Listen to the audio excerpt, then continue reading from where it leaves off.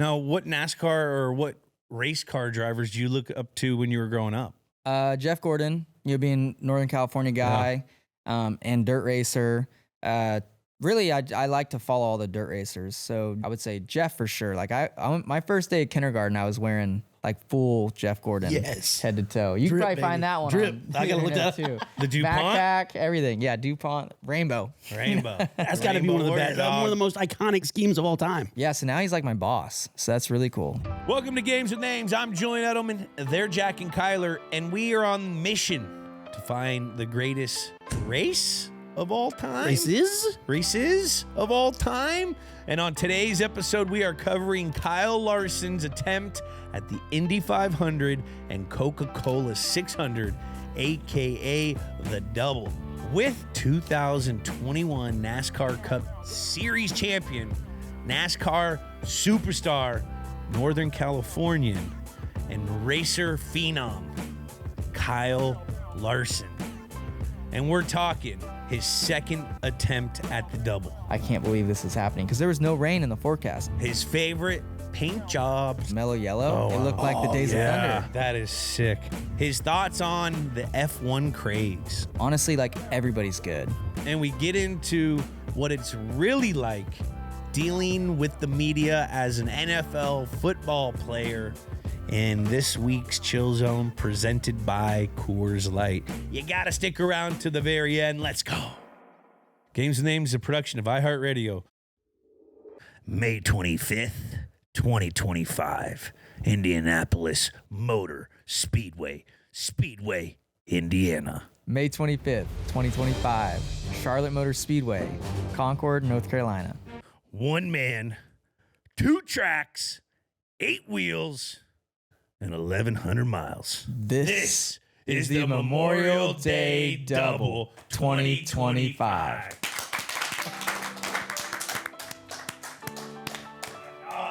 Appreciate you, bro. Welcome to Games with Names. Today we are looking at the double race, the double 2025 Coca-Cola 600 and Indy 500 with race phenom. If there is a car and fucking pavement or dirt, this guy can race on it. Kyle Larson, welcome to the Nuthouse, bro. Yeah, thanks. Thanks for having me on. Now, in one sentence, why'd you pick these races? Probably the challenge of it, I would say. But then I also looked up to Tony Stewart a lot, and he did it. Smoke. Yeah, smoke. He's the only one to finish both, though. I crashed out of both. So mine was a bit more of a fail than his was. Now, are you going to try it again? Probably not the double, like doing both races in the same day. But just because like the logistics are just the window of time that you have is way too tight. Like both years, last year it rained. So then I didn't even get to do the Coke 600. And then this year there was still another like 45-minute rain delay. And it would have, even if I didn't crash, I probably wouldn't have been able to finish both. So I don't think I would do the double again, but I would like to do the Indy 500 again someday. Hell yeah. Yeah, that's a huge race. it's the biggest, yeah. Is it the biggest in the world?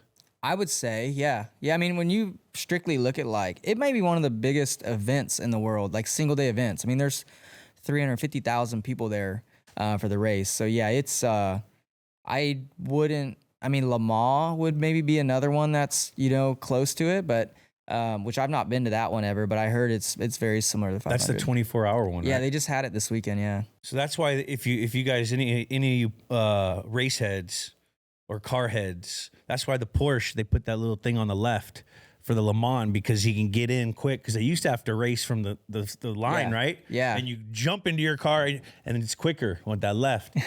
Look at you, bro. You know that. Come on, dog. Yeah, you just taught me something. Come on, dog. That's why the Porsche is on the left, but now they're all push button. Sounds like a Porsche owner to me. Now, what's life looking like these days? Right now, you're in the middle of a season. How do you approach like your day-to-day life as a fucking racer? Yeah, so right now, like in NASCAR, which is what I do full time, yeah, we're in the middle of our season. And honestly, dude, my schedule is like crazy. Like I'm rarely home this time of year because when I'm not racing NASCAR, I'm racing the dirt track stuff. So like and then you throw in like doing media stuff and all that. So like I'm in LA last night. We were just in Mexico City. Yeah. From Thursday through Sunday, come to LA Monday, Tuesday. I raced sprint cars, dirt track stuff in South Dakota, Wednesday and Thursday. Then I got to go to New York Friday, and then we're on track Saturday and Sunday in Pocono.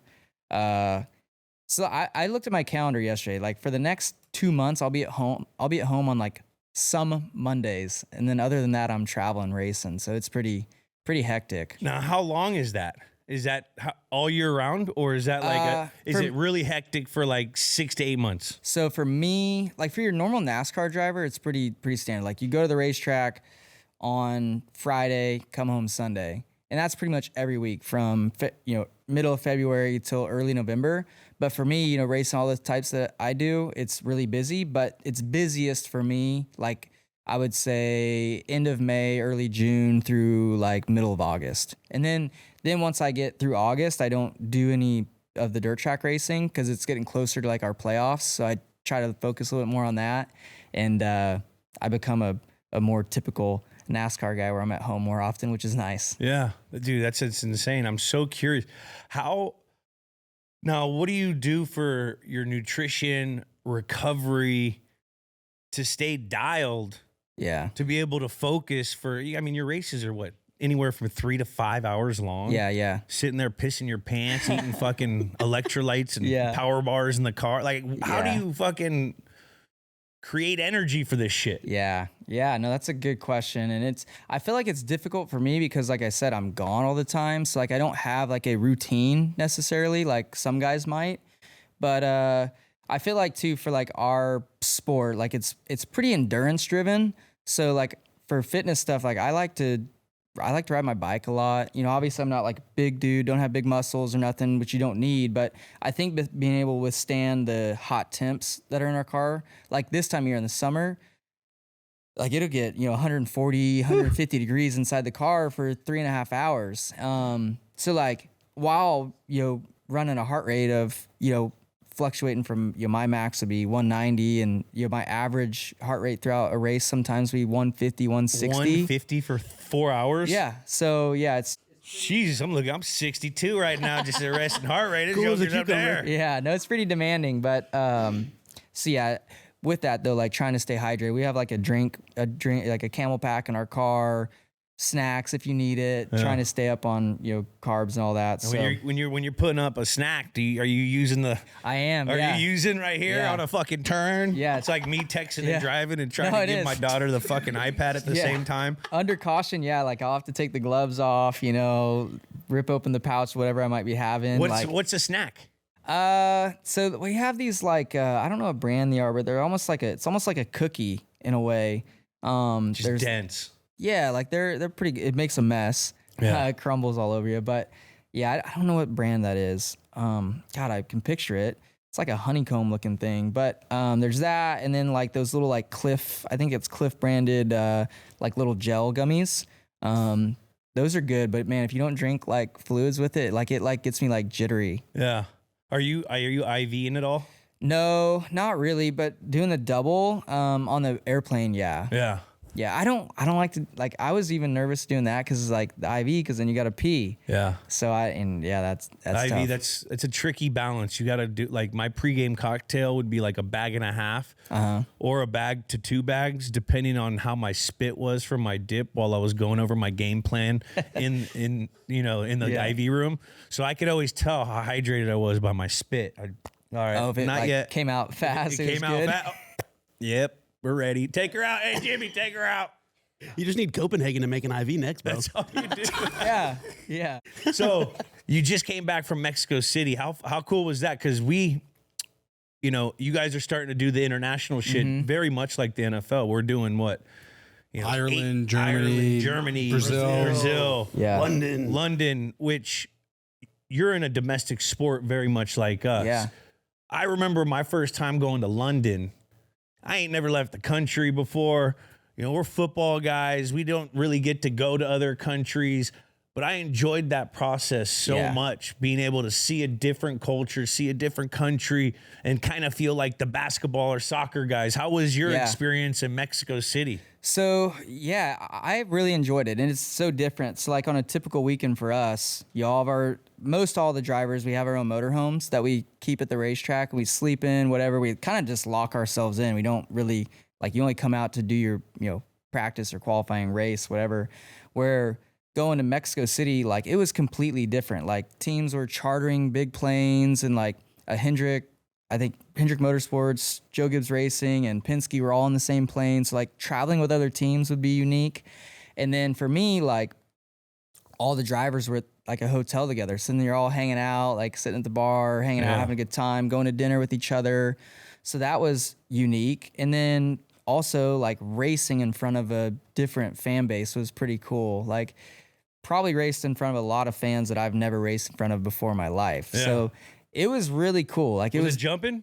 Huh? Like, they had it packed? Yeah, like you should see some of the videos of like drivers like walking through, and like fans were just like tripping over each other trying to get autographs and stuff. Like, it was a cool atmosphere for sure. And I think if we go back, I think it would just get bigger for sure. So it was fun. The traffic sucks in Mexico City, way worse than LA, but traffic aside, it was really cool. Were you guys driving around? Like, because when we were going through there, we'd drive around, there'd be like a helicopter with fucking like some federales on there and shit. We'd have half the Mexico police and stuff on motors. There'd be two dudes on a fucking motorcycle, one going backwards, one going. Did you guys have that experience too? It was fucking crazy. I'm like, motorcade. What is this? Yeah, no. It was like a goddamn video game. Yeah, no, I think there was some security around us for sure, but like, yeah, the drivers even had to be like on shuttles together to the hotel. So like, it was just completely different logistics wise, but it's fun to do every now and then, I think. Yeah, I think it'd be great for the sport. You think any other countries would be fun to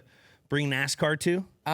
So we went, it was before my time, but they used to go to like Montreal, Canada. And I feel like that'd be fun. Like, everybody talks about how that was like a blast, like going out in Montreal, and the fans there are crazy. So I race dirt track stuff in like Australia and New Zealand when it's our winter time, and the fans there are incredible too. So I'd like to go to like Australia and do it in Cup. But then I think going to like a European country would be pretty sweet. I just don't know how well we would be received, Screw that. I think they kind of dig it. Yeah. Because you guys get a little more contact. You guys show real racing. We pass. Not just like polls. Yeah. Exactly. Amen. So what's up with this new NASCAR Challenge in-season tournament? Can you explain this to me? This is kind of cool, bringing some buzz. Yeah. So, we have an in-season tournament now. And I honestly couldn't like explain to you exactly how it works, but anyways, we're in the middle of like our seeding process currently. So it probably takes like your average finisher these next 4 weeks, whatever. You get seeded. So I think if you're the number 1 seed, you go against 32. Yeah. And then you just got to beat them each week, and then it narrows down just like any playoff would to the final week, and the winner gets $1 million. So yeah, it's pretty sick. Now, are you going to change your strategy? Yes, a little bit, during the regular season, because like can't be going balls to the walls, crash this thing. I still got to beat Joker, who's 32. Yeah. You know what I mean? That's what's I think interesting right now. Like I'm sure this system will be adjusted maybe in the future, but I think like, I'm looking at it from my perspective, and then like my crew chief, right? Like the crew chief, like they're probably gonna be strategizing like, which you always do, how to win the race. And then like in the driver's side, you're gonna have your eye on this guy. So it's like, where I think if they paid out a lot of points as well to win it, then your crew chief and strategist would get more into like, all right, like now we gotta, not only look at winning the race, but we, if we just beat this guy, we're going to get a max amount of points. So, because, the crew chief, like he's probably, I'm guessing, I don't know our deal, but he's probably not getting any of the money, so it doesn't matter as much to him as it would me or my team owner. So, but yeah, either way, I think it adds some buzz to the middle of the season. I think the middle of the season can get kind of stale sometimes. Yeah. So, I'm interested in it. It should be fun. Now, it gives you a little of that March Madness feel. Yeah. In the middle of it. And then also the NBA just did this tournament season. And then we got NHL who's doing the 4 nations. So these in-season fucking little games are like, they're hitting right now. Yeah. It'll be awesome to watch NASCAR do Yeah. really well with that. So like last year they did, well, not they, NASCAR did do it, but Denny Hamlin, I think on his podcasting, like they created this same thing. And even though like I had nothing in it, like no money to win, nothing like that, like it was something I was paying attention to every week. And I think all of us were. So now that there's like money on the line, I think it'll be like really cool. Cash is king. We might need to start a little something on our podcast if Denny's doing it. Yeah. What are we going to do? I'm trying to think here. We should think of something. Maybe for a NFL. Nuthouse award. NFL, man. NFL needs one. NFL. We're for The that. season's so short though, I feel like it's hard. Extremely short. Every week's a playoff type week. Every week is a playoff game. That's what's cool about NFL is like the season is so short that like every weekend is like matters a lot. You can't trick off and have a 3-game slide. No. Or you're gone. Yeah. And then especially if you're playing within the division, those are 2-win games. Yeah. Because you're not only getting a win, but you're putting someone else behind another game. So those are 2-win games, man. It's fucking the NFL is nuts. But I for all the other sports, and especially sports like basketball, baseball, hockey, and even you guys in NASCAR, the competitive stamina and the concentration stamina. We get to line up, do it for 7 seconds, and then we get 45 seconds off, redo, recalibrate. Let's see where we're at. Let's get a pick, boom, bang, and do it again. You guys are on for fucking hours. Yeah. I didn't think of that. Like competitive stamina. Are you a sports fan? I wouldn't say like I'm a diehard, like know everything about a certain team or player or anything, but I definitely enjoy watching sports, especially playoffs, and then football, especially, like I always look forward to getting home Sunday night, turn on Sunday Night Football, Monday Night Football, Thursday Night Football. But like, I don't get like wrapped up into following like, oh, they traded this person or that person, So, where some of the drivers are definitely like that. Who's your squad? Who's your teams? I mean, growing up in Northern California, I'd say the Niners for sure. Bang Niner game. Baby. Bang bang Niner game. Yeah. Kings, Sacramento Kings. Kings, you know what? I went to the Kings when they had C-Web and white chocolate, and my Warriors, man, they were fucking dumpy ump. And then, I mean, San Francisco Giants, but like, I've been going to the Dodgers. I went to spring training earlier this year, went to the game last night. They treated me super well, so kind of a Dodgers guy, I think. How was that? That stadium is pretty cool. It's like retro 60s, isn't it? Yeah. Like I thought, so I just went to a Kansas City Royals game, I don't know, a month ago. He's a seamhead. Like that baseball guy. Yeah, that place was really nice. Yeah. And then like going to the Dodgers place last night, I was like, damn, I feel like I'm like going back in time. I really liked it. Bro, we got to get you to Fenway. Yes. You been to Fenway? I think I've been. Because if you think you're going back in time in Dodgerland, you might see some freaking the ghost of Babe Ruth out there, bro. Ghost of Babe Ruth. I mean, it's built in 1912. Yeah, it sounds right. I think Fenway. I've been to Fenway. Fenway's insane. I've never been to Wrigley. I took the first pitch there. I think. Yeah. First pitching? A long time ago. Yeah. There's like there's a trading card of me, and it's I hate it. Like fans come up to me and I'll autograph it, and I'm like scared, like bad. Wait. How was the pitch? Oh, here we go. The pitch I think was decent, but yeah, the my face on it's not. Let's see, we got it. Yeah. Yeah. Young too, bro. You look young. 10 years ago. Holy. That looks like a middle reliever right there, baby. Yeah. Pull him in if you need a couple innings. Get his I hate when fans walk up to me and want me to autograph that. It's you look like Tin Lincecum. Because Tin Lincecum was a smaller guy, and I remember his. The fact fans have that and ask you to sign is wild. Still to this day, like probably this weekend. Like every weekend I sign it. I'm like, man, when are we gonna run out of this card? Can we get this fucking card and put it in the goddamn on the wall? Can we get the card? Yeah, bro, that's hilarious. NASCAR fans are something else. So you like sports? Tell us more about this motorhome. You said that you guys stay in a motorhome. Like not during the race. It's like a big ass C-class? It's a Newell, so it's like a Prevost, like big one, But mine's a Newell. So I mean, they're like over $2 million, motorhomes. Like they're now. What's this crazy. thing like? Paint the picture. So the Newells versus the Prevost the Newells are like fully customizable. Like you can customize the floor plan, the size of the slides, all that. So like my wife, she's got like a great vision for things. So having 3 kids, ours is a mid-entry. So you walk in the middle of the bus. And if you walk straight in, it's the refrigerator, kitchen, dinettes like into your right, couch, 2 like lounge chairs, TV, you know, on the front window. Yeah. But if you walk up the stairs to the left, like immediately left is bunk beds. Kids. Yep.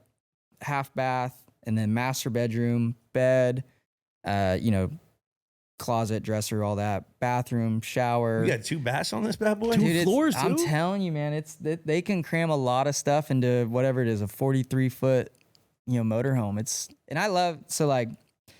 I like driving mine too. Like I don't take it, like I don't drive it to NASCAR races and why stuff. Not? But Why wouldn't you like driving? Yeah, so I love. You're a race car driver, dog. Driving everything. Dude, but it's fun. Like you're just cruising around in it. So I'll take it to some dirt races and stuff. It's fun. Yeah, towing the trailer. I feel like an actual like, not just a prima donna race car driver at that. Now, how fast does it go?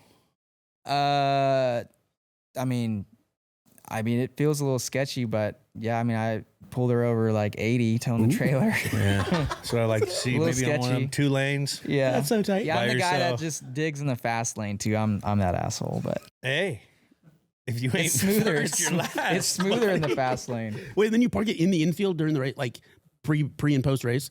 Yeah, so That's so tight. I mean, I have a bus driver that takes it to all the NASCAR races, but yeah, it's kind of cool. Like we all have our motorhomes just lined up in this motorhome lot, and there's That's tight. some of the tracks have playgrounds and stuff for the kids, and it's fun. It's a cool little community. Now, do you guys park next to the same guy every time? Who's your neighbor? Yeah, I wouldn't say every time. Like Ricky Stenhouse would be like my best friend in the sport. So like we end up next to each other quite a bit. Denny Hamlin and I used to until I feel like we started getting into some run-ins. Hey. Yeah, I don't know. It kind of changes every week. I feel like at the track, like I'm in the same spot every year we go to Daytona. I'm in the same spot every year. Like your spot doesn't really change. Yeah. Like once you get your spot, you've got your spot. So I think the motorhome drivers are like really territorial about that. Now, have you ever been chilling on the bus, maybe ripping a couple games of FIFA or whatever your game of choice is? Yeah. And you go over to Denny's and say, "Hey, bud, I need some AA batteries. I'm out for my controller. You got any?" Is it like you guys go over and ask each other for fucking a cup of sugar and shit, or what? Or you guys want to fight each other before the race? We actually used to play a lot of 2K. 2K. Nice. Yeah, 2K. And he sucks at that. He posted something about him being like he beat me on that, but he's like the worst 2K player. So, but yeah, we used to gamble a lot of money playing that, and I'd have to spot him like 20 points. So Are you a game head? You video gaming? I don't have time for it anymore. I used to be, but kids, man, I don't. Kids, when you're a young driver or a young athlete, young player, the video games are always good because it keeps you out of trouble. Yeah, I could see that. That was always what the guys did to save money and save time and save trouble. Now, you grew up in Cali. Now, what do you, cold trickle? You jump into Cali racing, become the California. Now, did everyone look at you like, oh, the Cali kid thinks he could just come into our fucking sport, or what? No, because there's actually a lot from California. It's changed. Well, I mean, for a long time, I would say from like Jeff Gordon, he kind of like paved the way for California guys. Rainbow Warrior. Jimmy Johnson, California. Let's go, Kevin baby. Harvick, California. There's probably a lot of others too, but is it like that though when you guys are all together, like the Cali drivers stay with the Cali? Because like in football, every time we're in a locker room, we're all arguing about best talent comes from Cali, best talent comes from Georgia, best talent comes from Ohio, best talent comes from Texas. Nah, you know what I mean? Is it like that with racing? I wouldn't say necessarily that. I would say racing's different because there's a lot of different types of racing that you can do to get to NASCAR. So like, if anything, I would say it's more like dirt racers are better than pavement racers kind of thing. That's the click up. Yeah, I would say that's it. But as far as like, I don't know. I don't think it's more like state driven, but other than dirt versus pavement. Yeah, dirt guys are definitely better. Maybe back when Days of Thunder came out, it was probably a little more like that because it was still bootlegging. Yeah, it was still like the bootleg I would say, shit. Days of Thunder was still kind of the same thing because Cold Trickle was dirt. He was dirt, Yeah, right? he was dirt from but California. he was also from California. Yeah. But, and then he went over to what's his name to ride the car for the first time, and he gave him a look like, hey, So California it's still kid, similar, what you gonna do on this this thing? movie, probably played up a little bit more. But yeah, it's That's similar. real, dude. Yeah. It's cool. Tom Cruise? Stop trying to make That's our frame of reference for all real things movie, NASCAR. dude. It's built off real shit. No, Yeah. What's up with dirt racing? What makes it so different? So, all right. So, like in NASCAR, our cars are 3,700 pounds, 670 horsepower. In dirt, we're racing on like a quarter-mile track to a half-mile with a 1,400-pound car with almost 1,000 horsepower. Jesus. So, like, they're crazy. Like, the intensity that it takes. I mean, they're popping wheelies. We're flipping. Like, it's a different style of racing. It's just, I'm trying to, like, compare it to something like, I don't know. It's just fast-paced, intense, and Less traction? less traction. You're sliding, more dangerous, all of that. Like the races too are only like 30 laps. So It's hit sprints. yeah, I mean if it goes green, like if there's no caution, like and you're on a small track, like the race could be done in 7 minutes. Wow. That's sick. But I mean, like, yeah, I mean your heart rate is like I go from 80 to boom, like 190 in a lap. Like it's just crazy. Are you losing weight during a race? In NASCAR, because it's so hot and long, I'm small. Like I don't really track it a whole lot, but the one time I did a few years ago and I lost like 4 pounds. Yeah. But like a bigger guy, I mean, they're probably losing over 10, I bet, with the amount of fluids that you're losing. What's your favorite thing to race? I like, honestly, like I get that question a lot. And I like racing everything that I do. Like I wouldn't be racing, in NASCAR if I didn't like it, or sprint cars if I didn't like it. But there's something about sprint cars on the dirt track. Like I said, 1,400 pounds, almost 1,000 horsepower. Like just that adrenaline that you feel is incredible. But I also like in NASCAR, like because it is so different, the two of them, like the endurance, the strategy, the team, camaraderie with your pit crew and pit stops and communicating with your team during the race. Like when you're racing dirt, like once you get in the car, it's just all you and like the decisions you're making. So it's different. I like the team aspect of NASCAR a lot. Yeah. I remember that when I went and visited a few races. I've been to Daytona, the New Hampshire, and I remember watching Kyle Busch, and I went into his trailer or whatever, his fucking motorhome, and he sat me and we looked at like 50 different pictures of just angles around the turn. Yeah. And he was just sitting there. He's like, man, see that turn? You see that angle? That's not good. He's looking over and by, hey, we got to get that. It's crazy how team-oriented NASCAR really is. People don't realize. I mean, it's fucking a team thing. Yeah. I mean, we have almost like 500 people working at Hendrick Motorsports, for 4 cars. Yeah. Like it's 500. It's a lot. 125 a car. Yeah, it's crazy. And then like too, for us and like the data that we have to look at, like I can look at Kyle Busch's data and anybody in the field's data and compare myself to them and try and, figure out how either they're going faster than me or like what I'm doing good I'm got going for me, and they're probably all trying to work to get that way. And so you're always constantly like studying, which is unique that we can see other drivers' stuff. Yeah, it's very similar to football because we're all on the same database where we're watching the only thing you can't watch is another team's practice. Yeah. But we could watch all the games. We could watch all their cut-ups. We can divide everything up. We want to see all their third downs, all their third and threes. And it's for, which NASCAR has, the parity. I mean, you look at some of these other racing places, I mean, it's just the richest company that wins every time. Yeah. So like having that parity, everyone has a shot.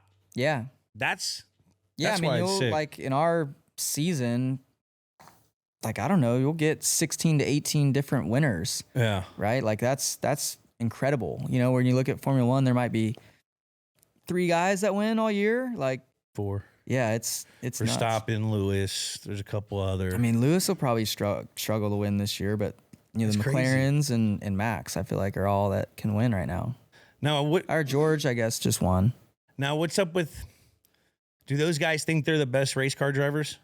I have no clue. I never talked to any of them, but I would imagine, I feel like they probably do, just because the perception in the media makes it out to be that way. But then again, I don't know. I think they probably also, there's a lot of people that they probably grew up racing with that didn't quite make it to Formula One, that are now, racing IndyCar, like Alex Palou, or really a lot of guys that go to, IndyCar or sports car racing. They probably, those drivers in F1 that have made it, they probably know that they're extremely good, and just timing didn't work out. So I don't know. That's a good question. Like, I would think, maybe they don't think that they are the best. Yeah. Max, the best. But, maybe some of them know that a guy like Alex Palou probably could have done just fine in Formula One. I just wonder what their perspective is on the other races. Like, would they think it's just easier? But I don't understand. How would it be easier? Because like NASCAR, you're saying? Yeah, NASCAR and Indy. Like, wouldn't you think that it'd be come down to the best driver in all equal environment-ish? Yeah, I don't know. To me, it's hard to know who's the best. And I think fortunately for me, I have gotten the chance to race in a lot of different top series. And honestly, everybody's good. Everybody's really, really good. So it's hard to say who is the best. Now, what NASCAR or what race car drivers do you look up to when you were growing up? Jeff Gordon, being Northern California guy, and dirt racer. Really, I like to follow all the dirt racers. So Jeff, Tony, Casey Kane, those guys were my guys. So it was cool that I got to race with all of them before they, exited NASCAR. But yeah, I would say Jeff for sure. My first day of kindergarten, I was wearing full Jeff Gordon, head to toe. You can probably find that one on the internet too. The DuPont, backpack, everything. Yeah, DuPont, rainbow. That's got to be one of the most iconic schemes of all time. Yeah, first day of kindergarten, man. Heck yes, man. Yeah, so now he's my boss. So that's really cool. That's wild. He's chairman at Hendrick Motorsports. So yeah. Now, how's that having Jeff Gordon as your boss? Does he ever bring you in and give you a little words of wisdom? Hey, man. Yeah, sometimes. Yeah, there I am right there. Let's go. No, Jeff is great because he's Jeff is funny because business Jeff, Hendrick Motorsports Jeff, very serious, and it's hard for me to take that serious because then I also see him at the club and he's like a DJ, right? He's got his own setup, and so it's hard for me to when he is getting serious to take him fully serious because he's just like a kid. He's so cool. He's down to earth. It's awesome. Now, what's his DJ name? I don't know if he's got a DJ name. We call him DJ 24/7. But I don't know if that's what I like that. It's got a little ring to it. Yeah, we went to St. Bart's. He invited me on vacation. It's him and his wife, me and my wife, Clint Boyer and his wife, and then another friend of theirs. We're in this house, and dude, he rented a full DJ set. I don't know what they call that, the table. Yeah, the turntables. Yeah, and then speakers and all that, just so he could DJ while we were on vacation. I mean, it was sick. I really do think that's a new thing for friend groups. Yeah, because I have a friend group where one of our friends thinks he's a DJ as well. Who? Garrison Spence. Okay. Oh, Spence thinks he's DJ. Just because someone hands you the aux cord doesn't make you a DJ. Just because we give you the aux cord doesn't mean you got to bring out turntables, bro. Yeah. But it's crazy. That's a new thing. People that come up with money when they're bored, they learn how to DJ. Yeah. Shaq's doing it. Shaq's doing it. I mean, Paris Hilton. Yeah. Everyone's his kids are getting ready to go to college too. So I'm like, man, he's gonna be that cool dad. What was it, Will Ferrell? Yes. Oh yeah, old school. Yeah, in the picture at USC at his son's frat. Oh yeah, he recently did that. Yeah, that'll be Jeff. What's your favorite track of all time? In NASCAR would be Bristol. Bristol? Yeah, half mile, lots of banking, just super fast paced the whole time.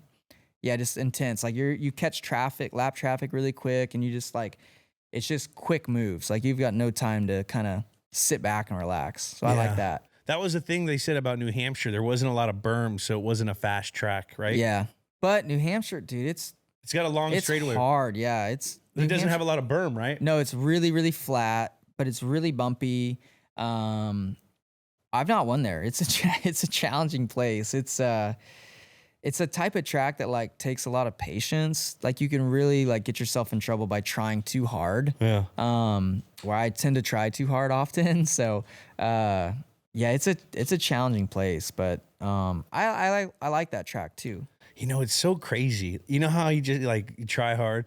It's kind of like when you play in a race video game and like you fucking blow up the car and like, oh, I got to redo. They like try too hard and they really crash. Yeah. It's real. Dude, that's real. like this weekend. Like That shit's I got fucking wiped nuts. out. I got wiped out in the, 7th lap or whatever in the rain. And it was like not my fault at all. I was like, fuck, man, I just wish I could like hit reset. And like, Respawn.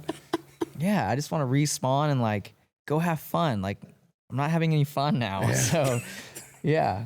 Now, when it's raining, you have to use different tires? Yeah, rain Is there tires. a totally different approach in rain? So I don't have much experience in rain. Like I didn't grow up racing in the rain. So now that like in NASCAR, the last handful of years, like we've been allowed to race in the rain more. Not on all tracks, but road courses. We go to more road courses and whatnot, and even short track ovals. So like I'm like learning on the fly, which is super challenging and difficult. And like for me, not growing up racing in the rain, like I've got no clue what to expect. And like, so like you're like trying to build up to, your confidence on braking and all that. And then the thing with rain is like you step over it a little bit, like you're done, you're crashing. Like what happened this weekend with Kyle Busch. So Hydroplane. you like, for me, and maybe guys that grew up racing the rain, like they know what the limit feels like before you get to over the limit, where I don't know until I get over the limit. So yeah, Chicago last year, I was like building into the brake zone, and boom, locked up, straight into the wall. Yeah. Like, so it's hard to. How do you practice it? Can you like You don't get wet to a track? practice.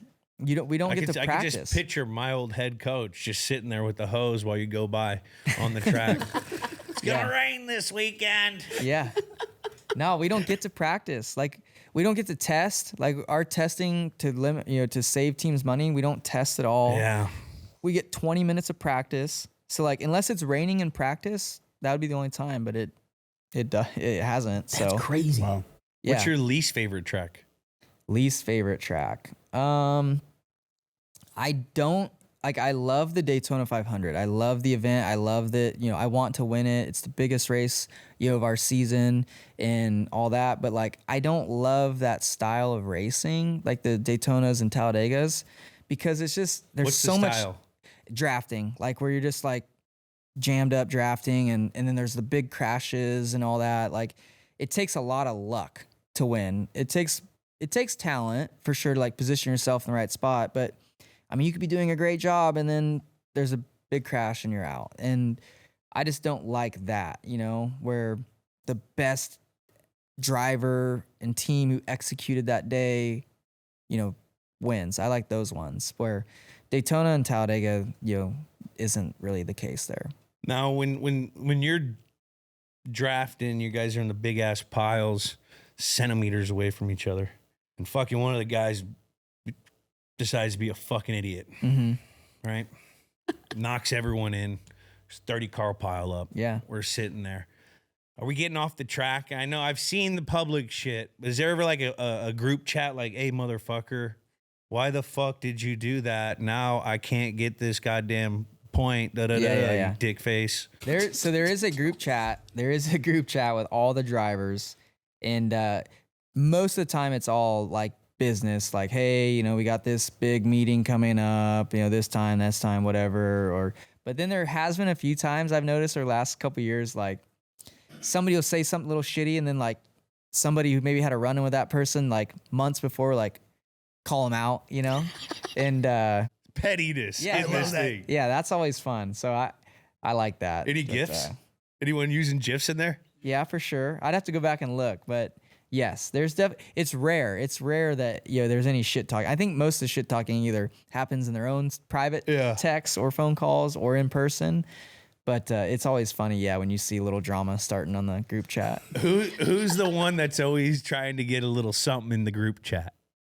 Because are the bosses on there too, or is it like No, it's just like drivers. Well, there's a couple group chats. There's just the ones with the drivers, and then like the driver kind of the Jeff Burton is like our rep that kind of like we talk about things, and he goes to NASCAR. Is there a name for it? I don't know. Just a bunch of shit. Sometimes it's good to get a little clever But then name there is another text that's got like all the drivers plus like some executives from NASCAR. And that one gets a little awkward sometimes at like when, I don't know, say something happened in the race and then like somebody like that was, what the fuck was that? Like calling NASCAR out. So those ones I try not to get in the middle of those. Oh my Just God. hit it with a thumbs up and keep it moving. Yeah. Just like giggling in the background. Who's the most passive aggressive person? Bubba's not scared to say some shit on the one with NASCAR. I feel like. Oh, wow, let's go, baby. Yeah, he'll drop him know. some stuff in there, which is always it's deserving, but it's maybe not maybe not the place where to do it. But yeah, they're usually and I'm sure I've done it too, but it's normally like short, like quick, just little jabs, But I'm sure Kyle Busch is definitely. Oh yeah.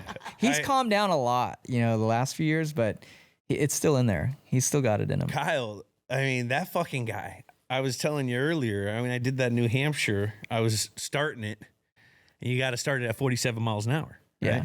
And like we already discussed, there's not good berm action on that bad boy. So I always wonder, do they put you, like, you just set the cruise control? Set the cruise. Okay. Set the cruise. Now I'm in like some fucking 2000, whatever year it is, 17 Toyota with no fucking suspension, no nothing. Full So rental even car. though you're going into this turn, it feels kind of shitty. Yeah. Even though it's only 47 miles an hour or whatever, 46. Yeah. So I'm going into this turn, and Kyle won the fucking pull. And he starts bumping me and waving at me. I'm like, what the fuck is this guy doing? I'm sitting here like, I'm not trying to look stupid. We're getting recorded and shit. I'm like, what the fuck is this? And then I have he didn't hit me. He rubbed me. Yeah. And rubbing is racing, right? Yeah, that's right, son. Rubbing is racing. Yeah, look at you. Yeah, look at that. I was Look like a real life race car driver. Yeah. I was young. You getting coached on how to do it there? A little bit. Yeah. I took the shifters out a couple times when I was Did young. you? Oh, yeah, cool. Summer is almost here, and you can now get almost anything you need for your sunny days delivered with Uber Eats. What do I mean by almost? Well, you can't get a well-groomed lawn delivered, but you can get chicken parmesan delivered. A cabana? That's a no, but a banana? That's a yes. A nice tan? Sorry, no, but a box fan? Happily, yes. A day of sunshine? No, but a box of fine wines? Yes. Uber Eats can definitely get you that. Get almost anything delivered with Uber Eats. Order now. Let's go back into time. May 25th, 2025, when this 2 races in one day happened. And we go over pop culture, number 1 movie. This was like last week. We don't have to go crazy. Yeah. This just happened. We gotta go We're living back. it right What's going now. on right now? This is very nostalgic. Lilo and Stitch, didn't see it yet. My daughter's been action. dying to see it. Luther by Kendrick Lamar and SZA. We need to go back to when Tony Stewart actually completed. Oh, I like that. Let me do a little research. I don't know on what the year fly that here. was. It had to be like early 2000s. Yeah, I was like, Ooh, that's a fun. What is? Ooh, Yeah, this is way too current. this is current. Dude, we can Philly. blow past this. What's the best race movie of all time? Days of Thunder. By far. Days of Thunder. Can't not turn it. Yeah, Days of Thunder. Have you ever got pulled over dude, and thought a cop was Senna's a trying to- great movie. Like the documentary one of Senna. A Senna? Ayrton Senna. yeah. That Formula One. Yeah. You have to watch it. It's really good. It's on One of my Netflix. favorites is Rush. Yeah. Have you seen that one? Yeah, I've seen about Rush. Ricky Lauda and Sam Nicky Hunt. Lauda. Yeah. Yep. Yeah, that was a good one. That's a I really actually good, like that yeah. one. I wonder how the new F1 movie will be. You think it'll be good? Brad Pitt. Yeah. I mean, we're trying to save the movie industry. It better be fucking good. Yeah. I mean, that's the only thing that's gonna Yeah. be go to the movie theater to see Brad comes Pitt out in a soon, I fucking think. race car. yeah, it comes out like I think they shot end of it this month. I think a lot Okay. similar to like Top Gun Maverick, so cameras are like in the car. Okay. They do like really practical. Well, it's the stuff. same It should be- director. yeah, it should be great. You a big movie guy? I like watching movies. Is that how you kill some time sometimes? Or you watching a lot of kid movies with the kids? Kid movies, yeah. Disney Plus is on all the time. Yeah. I like to catch up on like Netflix, and watch some like series and stuff on flights. I just feel like there hasn't been that many good movies to come out in the last few years. It's tough. It's kind of all turned to like Netflix stuff. I feel It is. It's all stream shit now. Yeah. Back in May of 2001 when Tony did it, The Mummy Returns top of the box office. Is that There's with a Brendan Fraser? Yeah, baby. But Shrek not- was number 2, the original Shrek. Original Shrek? We had Christina Aguilera topping the charts with Lady Marmalade. That's back when culture was at its height. What year was that? Oh, 01. First Super Bowl for Patriots. That's right. Do you guys like Talladega Nights? Is that movie funny or is that dumb for you guys? I mean, I like the movie. I think it did not do anything good for our sport. I think it turned our sport into like a joke, unfortunately. But it is. I mean, that's got to be like one of the most popular racing movies. It's just a funny comedy with those boys. Yeah, but that's just. I feel like it just the rest of the world like that's what they think about our sport now. I still think of it as one of the hottest short men of all time, getting pulled over by some really great smoke scene. show Great scene. after winning the Daytona 500. Yeah, That's what I think of the coolest. that might be dudes. one of the best movie scenes in the history of movies. Dude. Or every time you see the NASCAR driver walk up, this little like short, studly dude with his girlfriend that's about 6 inches taller than him. That's what I always used to say when I had a taller girlfriend. I feel Hey, like a relationship NASCAR goals driver. right there, baby. I said, I feel like a NASCAR driver right Yeah. now. I'm about to get in my car. No, we are due for a good NASCAR movie. Like, we're due for... I think they're going We're into Well, I seen so Days of Thunder. Well, I was with Jeff Gordon the other night, and he's good friends with Tom. And he went to whatever, the premiere or whatever of Mission Impossible. He's like, yeah, he was right when I seen Tom. He's like, we're doing it. We got to do another Days of Thunder. So, Let's go. yeah, I hope they do it. You doing a cameo if they ask you? I would absolutely be in it. I would like to be in it. What if they Heck asked yes. you, we need you to be the bad guy? The bad guy. I don't know. I don't feel like I'm the bad guy yet in real racing, so I don't think I could be the bad guy. And Heel. Now, do you guys think about that? Like when you're going over, like who's the heels and who's... well, Denny who's, Hamlin is definitely the heel right now, and he plays it up so great though. Loves Like it. and like he's good. He's with a good team, so he can back it up too. Yeah. So yeah, he's good. I don't know. I feel like us at Hendrick Motorsports, we like to just like be, I feel like we're kind of like the Patriots. I Kind feel of like the ne- Yankees. Yeah, like there's just like never any drama. Like Well, yeah, Just I wouldn't win. go that far with us. well, We had a few gates, buddy. yeah, but I don't know. I never really looked at any of the players as being like the bad guy. Yeah. Well, I mean, we had one of those too, but I am curious, though, to that point, how much, like, I know your teammates at Hendrick Motorsports, but, like, how, like, teammate are you really? Like, how much, like, team, you know what I mean? Yeah. No, I mean, I would say we're definitely, we work really hard together. Like we're in all sorts of meetings with each other, full open book between the crew chiefs and all that to see, setups and strategies, and they're constantly communicating with each other. On the track, we're trying to work with each other the best we can. But yeah, I mean, you're battling, you're racing. Right. So we've all had, times where we've had run-ins with each other and whatnot. I ran into Chase Elliott a couple times and got some wins that way. So we've had definitely some drama there, as other teammates within. But overall, yeah, we work like super well together. I would say like Hendrick Motorsports probably does the best job of working together. Oh, that's tight. well, what's the lap count? On what? No holds bar. What's the lap count? I don't know. Fuck you. You're not my teammate no more. We're both Well- going for this. What's the lap count? Is it the last lap where you guys are saying, fuck it, we're racing? Well, Or we got 10 laps in? Because there's a time where you both the race car drivers Yeah. and you both want to win because we all know there ain't no second place. I don't know. I got in trouble at Watkins Glen, so I think there is no lap count. So Walking them down. Let's go. yeah, I like that. Another great race movie, Cars. The Cars franchise. yeah, car is great. Yeah. Good Mater. roller coaster, too. Yes. Lightning McQueen. Lightning McQueen. Yeah. The kids love it. Yeah. Jackie, why don't you break us down to this beautiful Should we race day glaze that was up Kyle real historic? quick? We got to glaze up Kyle real quick. Got to. Get some flowers, show some accolades. 32 NASCAR Cup wins, 17 Xfinity Series wins, 4 Craftsman Truck Series wins. Let's go. We know this dude dominates everything dirt related, anything with 4 wheels, brother. We talked about the 32 NASCAR Cup wins. Coca-Cola 600 finish in 2021. Won that bad boy. Won in Vegas. 3-time NASCAR All-Star Race winner. Kind of tight that it's back at North Wilkesboro. Yeah. Too. I like that. Yeah. 2014 Rookie of the Year. Right now, current times, we're talking second in the point standings. Let's go. 3 wins this season, balling out. 16 races total, 11 top 10s, 9 top 5s. How many points do you get a win? 60, I think. So you're down. You're not too far back. Yeah. No, like if he had a bad race and I had a good one, yeah, you could get a big swing. But William Byron, my teammate's leading. But yeah, I don't know. You just want to so our system's weird. Like winning is super important. Like if you win, you get 5 bonus points that you carry over to the playoffs. So like every win really can benefit your playoffs. So yeah, you're just trying to win races and win stages during the races. So yeah, just try to do a good job like all race long, every weekend. Yeah. Now describe your race style. What do you think your race style is?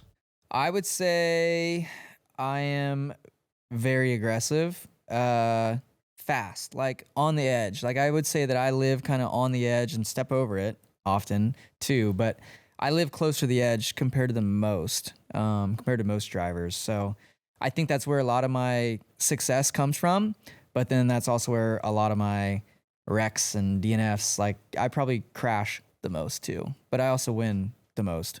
So I think that aggression probably stems from all that. It's a fine line. It is, yeah. And for a football player, it's the same thing. Like I could always remember red line. Like our body is our car. Yeah. You know what I mean? And there's a time where you have a ball in your hand and you're breaking a tackle and there's 3 dudes coming full speed. Big. Now, Big do dudes. you want to try to break this fucking thing and or do you want to let the party end? Yeah. When you're young, dumb, full of cum, you're trying to break it every time, and guys are hitting you left and right. You know what I mean? But the day you lose that is the day you lose your edge. Yeah. So it's a crazy thing, and I can only imagine for a racer. And that's kind of where like I feel like I'm at. My career is like, how do I harness that? Like, how do I still have that aggression? Situational recklessness. Yeah. How do I have that and like, how do I keep what's good about me and about that, but also like tame it down enough to where I'm not, getting DNFs or whatever, but I'm also still winning a lot and contending a lot. So it's I think what makes Kyle Larson is that aggressiveness, but yeah, I do crash a lot. Hey, it's part of it. Now, what pro athlete from another sport would you say you're most like? Oh man, I don't know. I might need your help with that. But somebody who's like versatile, I don't know if like playing different sports versatile would be it, or playing different positions like in the same sport. Like Deion Sanders. Yeah. What did he say his drive style was? Speaking of double days. Yeah. Deion went down the maybe helicopter, Deion. the same thing, played in a baseball game and a football game. You're Deion Sanders of racing. Yeah, I guess Ooh. maybe Deion. With 10 toes, though. With 10 they had to cut one of his toes off. I bet you he still could run a 4.4. I bet so. Easy money. Nah, not 4.4. But he could probably hit 4.6 with that thing. Yeah. Now- yeah, maybe that. Maybe him. Just being able to like race a lot of different types of cars. Play a lot of different sports like he did. Bo Jackson. Ooh. Oh, Man. I like a bow comp. Now, how do you choose? Did you get to choose number 5 or they give that to you? No, they gave that to me. So Rick Hendrick, my owner, his son, Ricky Hendrick, used to race a little bit, and he unfortunately passed away in a plane accident. So my paint scheme, number, all that, the 5 and the 17 that we use in Xfinity is like his numbers. So it's kind of a cool touch on Ricky Hendrick. Awesome. Yeah. Is there like a little like when you're wearing another guy's number in the NFL, you want to make him probably I remember like Terry Labonte used to race 5. Like, Yeah. is there a little like 5, like a little club? Well, so like at Darlington, we have like a throwback race. So we the whole sport, I wouldn't say the whole sport, but majority of the sport now, like we'll all have different like throwback paint schemes to like, beginning of time, NASCAR or whatever, works for your team. So like for us, we've done Terry Labonte the last couple Yeah, years. that Kellogg's car was fire. Yeah, Kellogg's, dude. It's sick. Like it's such a cool paint scheme. And yeah, I had Terry out at the race Heck and yeah. all that. So yeah, I would say like that weekend especially is when you want to like do them proud. Crashed both times. Hey, Yeah, so You're gonna go fast. you got to try, Yeah. baby. You can go fast into something. yeah. Either Victory Lane or that goddamn wall. We're Yeah. going fast. Yeah. What's the coolest paint job of all time, you think? Your favorite? So another one, I had Darlington throwback. It was the Kyle Petty, the mellow yellow. Oh, It looked like the Days of Thunder. Yeah, pull that one up. Mellow it looks yellow. like the Days of Thunder paint scheme. Yeah, I would say iconic would be like Dale, Jeff Gordon, like DuPont. I don't know, would you go rainbow or that's that tough, is man. sick. yeah, That's so that's so what my fire. car That's looked like like. old So my school dad's a mellow yellow. mechanic, and like, who's the gas provider for this? Sunoco. He I would- mean, nowadays would be Sunoco, but I think, yeah, well, the gas companies, he owned a shop, and they'd always send, like, if you bought a certain amount of parts and shit, they'd always send these NASCAR. We had the mellow Really? yellow one. Sing Yeah. 76. oh yeah, back in the day Yeah. maybe 76. Probably 76. Any other ones? Richard Petty, 43. Classic. I mean, I do think the Terry Labonte Kellogg's is like a pretty iconic one. It's up there. Mark Martin. Remember Mark Martin in the 6? The Viagra. Viagra car, baby. The Boner Mobile. That's right. That was iconic. Yeah. The Jordan one's sick. Yeah, that Oh, one's yeah. cool now. Just because it's Michael Jordan. Yeah. The boys are back in town. That's right. We are back in Boston for another live show, an evening with the Nuthouse. You thought last year was wild. This year is going to be bigger and better. We got Gronk, myself, plenty of special guests, and surprises in store August 28th at the MGM Music Hall at Fenway. Tickets on sale now. Go to Ticketmaster.com. It's going to be a blast. Now, take us through your teammates, your members, Yeah. like your crew chief. Who's your crew chief? Cliff Daniels. Cliff Daniels. He'd be like the Bill Belichick of our sport, I feel like. Just super intense, like no time for bullshit. I like it though. We're here for one job and one job only. and that's a win. and Chad Knaus was his mentor, also Bill Belichick. Who else do you guys have in there? Who else do you have to deal with as like a coach or someone in that? I mean, Cliff would be like our crew chief would be like our coach. The engineers, I would say are kind of probably like your offensive coordinators in Yeah. a way. Running the numbers for you, telling, hey. Yeah. Yeah. Strategizing a little bit. Pit crew, what would that be like? Trainers? Offensive line, maybe? Ooh, Kinda. That's a They're good faster comp. than the offensive line. It can be because they're like offensive line and trainers put together. Yeah. And then driver, I guess, would be like quarterback. That sounds right. Gas man, that's like a trainer, water guy. Gas man, would that be like the center? And the gas man's kind of like the trainer. Yeah. In between water breaks, bro. You Okay. gotta Gotta stay hydrated. give me Yeah, a shot. true, yeah. Give me a shot. Yeah. Man, Yeah. Joe Gibbs. Yeah. Is I he like can't a believe legend? He's a legend, bro, in our sport. I know. Is he a legend in your sport? Yeah, I would say for sure. I mean, he's got to be. I mean, they've won how many NASCAR championships? He's what, 3 Super Bowls? 2. 2? Did he get 3? Do you play Retro Bowl on 3, like yeah, a 3. phone- No, he cell does. phone game? And it blows my mind because I think of Joe Gibbs. You know, I think of him as NASCAR. Like I forget that he was a Coach. football coach, but like on retro games, like you win the Super Bowl or whatever, and it's like, you know, you're like, it shows your stats. It's like, it says Joe Gibbs, 3 championships. I'm like, wow. See this fucking. You mean the NASCAR guy? Yeah. Well, he was early 90s, late 80s, Soupies, and then he jumped over to NASCAR in mid 90s, right? Was it mid 90s? And then he came back 04 to 07. 04 to 07, and then he came back to football. Yeah, 04 to 07 with, 04 to with the 07. Redskins, yeah. And they went to the playoffs a couple times. So he's got 2 or 3? 3. He's got 3. He's got Super Bowl 17, 'Cause he Super got Bowl the scab 22, one, too. and Super Bowl What's that? 26. Well, there was a strike. Oh, I don't know. So there was a strike in 90?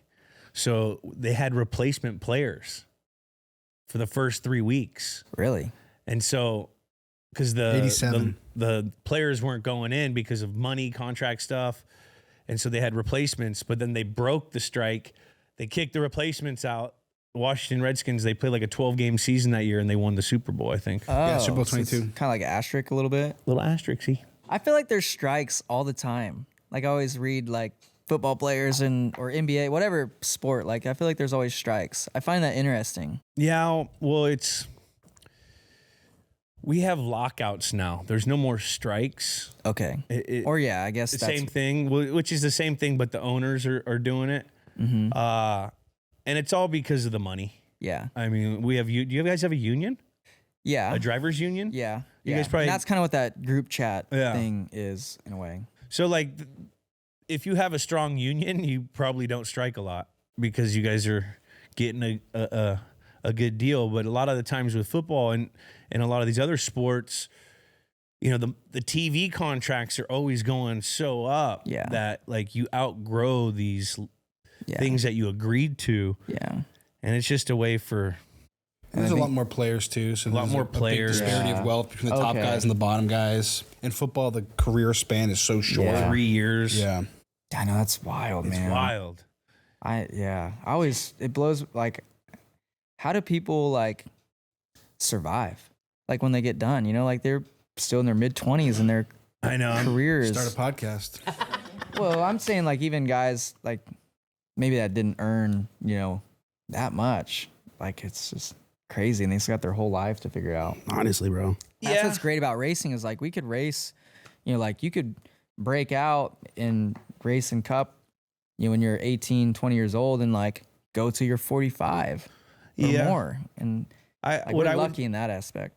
What I would say to that is, even if you got a couple years or only got college or high school, you may not be doing it for, you know, a job, and you may have a little pain, but the things that you learn from football and team sport are going to be able to serve you for the rest of your life. And if you keep that same mentality that you had in sport and transition it into something else, that's where you're gaining human capital. It may not be that capital in your pocket. Yeah. But it's teaching you shit. So hopefully that's what you think a lot of these guys take from the game. Yeah. Because we'd be playing it for free if we couldn't. You know, I love the game. I don't, you know what I mean? You guys race probably for free. For sure. You know, now that it becomes a work and a job, you want to be compensated the right way. But, you know, you get it. Jackie, break us into the double. All right, leading up to this thing, we got to set the stage here. So you get to Indy, 1 in the afternoon. Charlotte's more like 6 p.m. Backing up. Yes. The fucking cannons that they blow off go off at like 6:30 in the morning. So Cannons? You're ready. Oh, my God. Yeah, you're staying at the track and, like, you're up and at it at 6 in the morning. Jeez, is that every bro. race or just this one? For the 500, yeah. What is, I mean, I get the milk, I get the bricks. Like, what do we got to do with the cannons? That's a little much. Yeah, it's wild. Jeez. Fucking, it's a holiday, baby. This is race day. Fans are rolling in, you know, Facts. before then. You got Gronk down there in the snake pit going nuts. You got, like, it's a I did whole- meet him. forgot He what was the whole cool. production- He's awesome. He was really cool. He's a fucking... Yeah. You guys got to chop it up a little bit? Just real quick. Like, he feel that. stood at our car during, like, the national anthem and stuff. Yeah, and he was cool. Big guy, yeah. isn't he? He's our man. Big boy. I mean, I'm a little guy. He's a big boy. He's a big guy. Yeah. I thought it was, if I could pause for a second. No, I all asked him, I good. was like, man, how does this compare to, like, the Super Bowl? And he's like, dude, this is bigger. Yeah. Like, this is cooler. Like, the atmosphere is cooler than I've never been to the Super Bowl to watch, but he's like, it blew my mind. He was like, there's regular season games that feel bigger than the Super Bowl. Would you agree? Well, Like, atmosphere wise. yes, because the Super Bowl, you have a lot of fans of just the game there. There's Yeah. no one specific side. Gotcha. Because the ticket prices are so expensive that you're not getting the real freaking fan from South Boston that is going to yell the whole time, or you know what I mean? always It's a little neutral. more corporate. That's probably I guess what he meant then. That's what he meant. You know, it's such a race community in Indy that those people are just there for that. Yep. You know what I mean? And you get that with the Super Bowl. The Super Bowl is an awesome event, but it's not as big because we only have, 80,000 capacity stadiums, maybe 101. You guys have 300,000 people. There's a lot of people at the Super Bowl, but you see a mass amount of people at once at this fucking race. Yeah. You know, throughout the week, there's a bunch of Super Bowl shit, but that's like one day. Just that I get it. infield thing. It's crazy. It looks so fun. It's like a bucket list sports item. I know. It is. Event for us, I feel like. We played a Super Bowl in Indy. We lost. Ugh. Fucking Giants. Oh yeah. Yeah, we played it in Indy, and so we had like a welcome to the Super Bowl weekend for our family. After our week of work is done, you go there a week early, you practice, and then you welcome your families in on Friday and stuff. And we used the Indy track, and you could take a lap in the car, and we had like a big like party function for our family and stuff at the track, which was really cool. That's cool. Embrace the Indianapolis-ness of the Super Bowl. It didn't turn out sweet, though. I know. Yeah, Bummer. same as my double. I was just going to say that brings us into the continuing. 1,100 total miles of the double this day. Only 5. Kyle becomes a 5th guy to try it.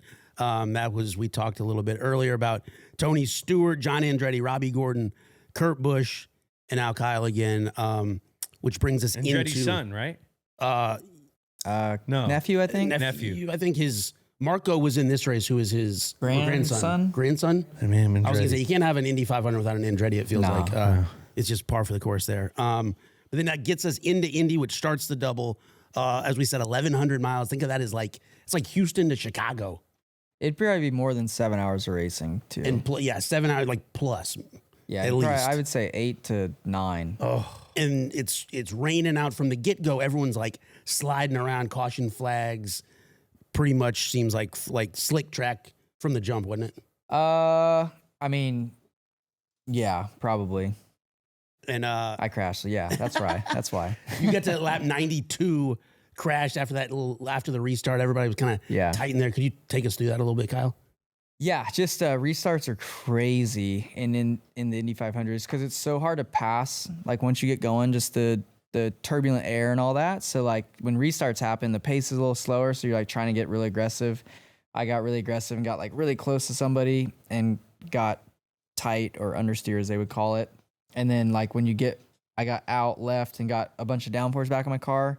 It like grabbed and spun and crashed. So once you got out of the wind tunnel, it manipulated your car. Yeah, because my wheels were turned inertia or whatever.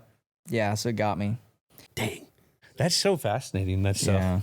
So the winner of that one ends up being Alex Palou. What went into your decision to actually do the double? I don't know. So I've wanted to do it for a long time. So I used to race for Chip Ganassi in NASCAR, and he's actually who Alex Palou won Indy 500 for. So like I felt like the opportunity was always going to be there for me to do it.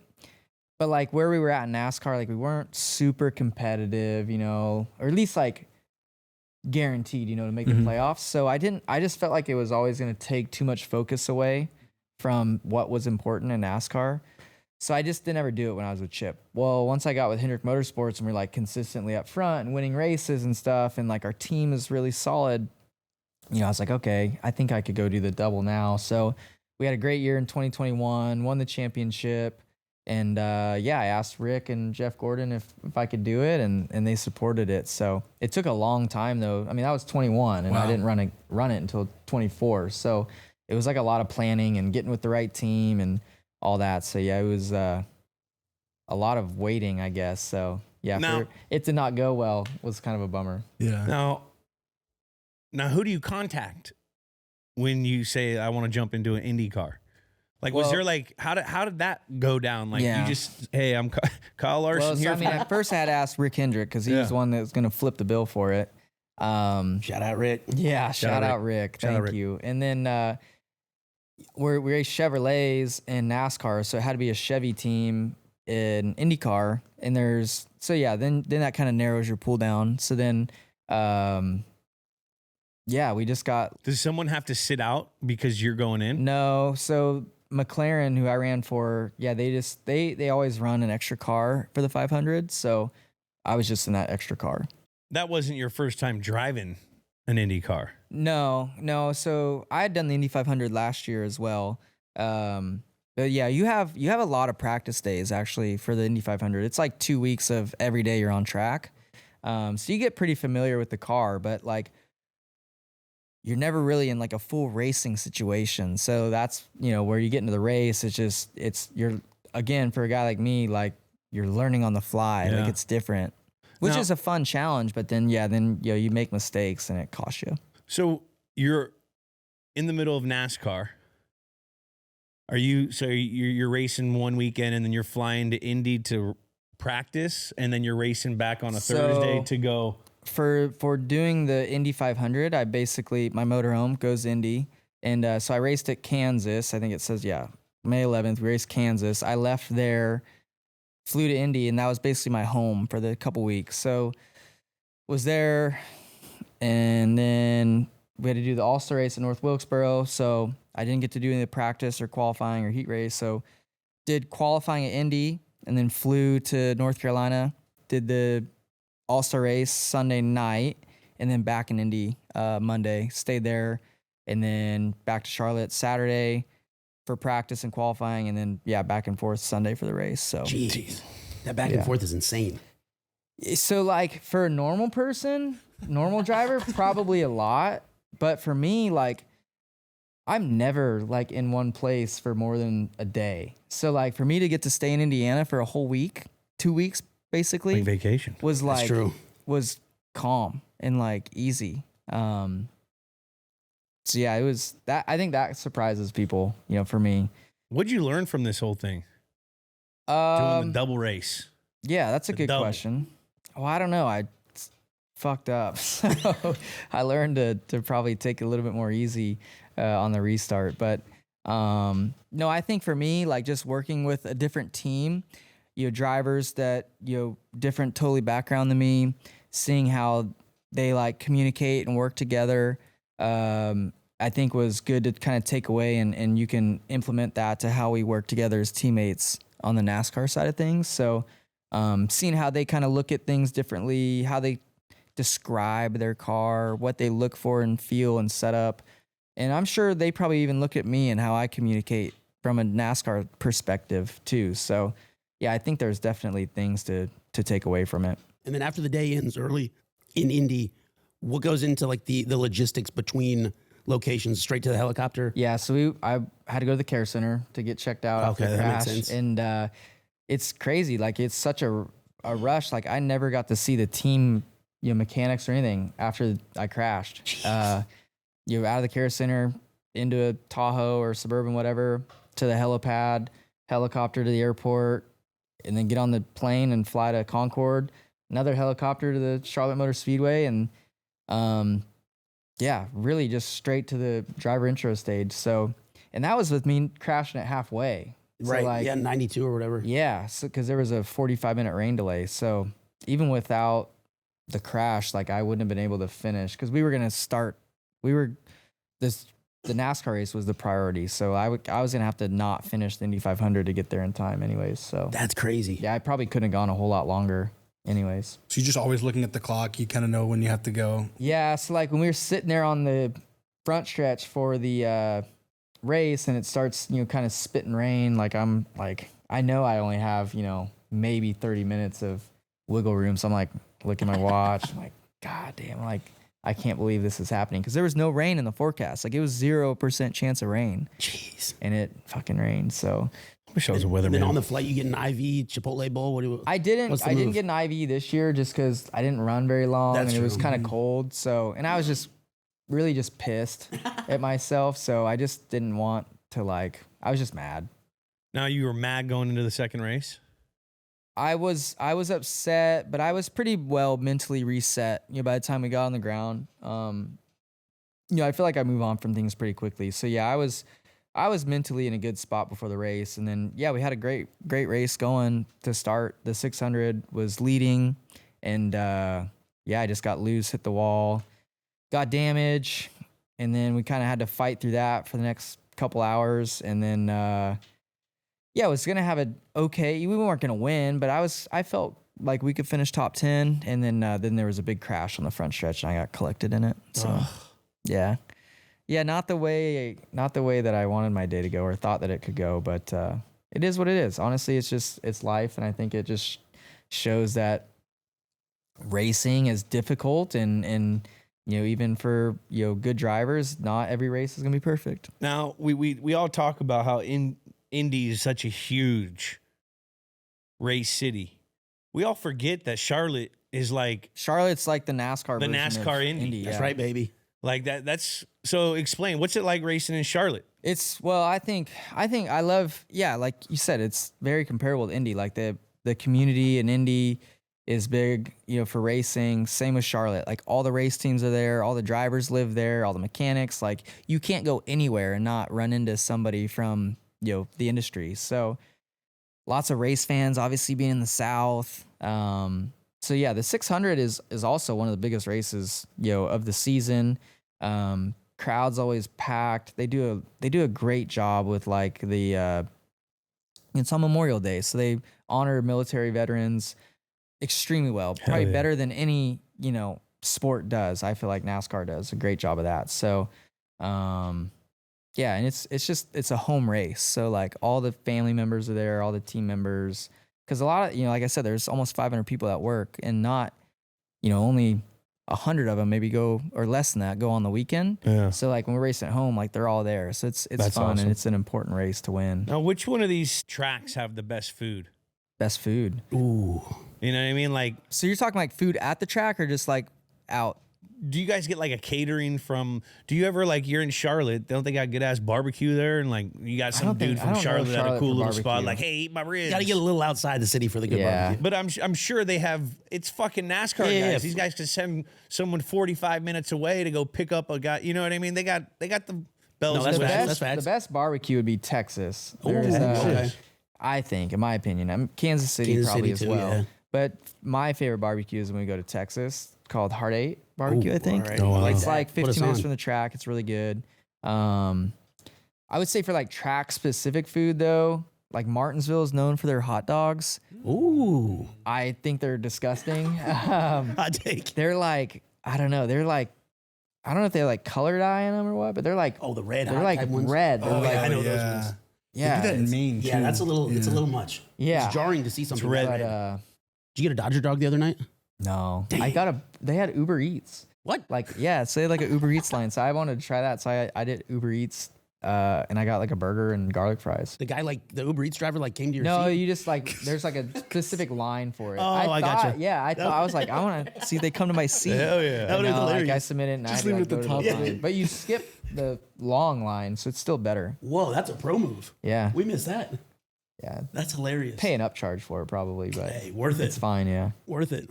So let's break down this double. So finishing, just to put a little bow on each race, Indy, Kyle finished 24th. Alex Below won that one. That was his third win in a row Yeah. in IndyCar. He won in Bama, Indy, and Indy. Then we move into Charlotte. I know Adam a little bit. He sent me a helmet. For real? I think so. Is that right? it? Is that it right there? I think it's right over there. Oh, sheesh. Alexander, he's a football fan, I think, too.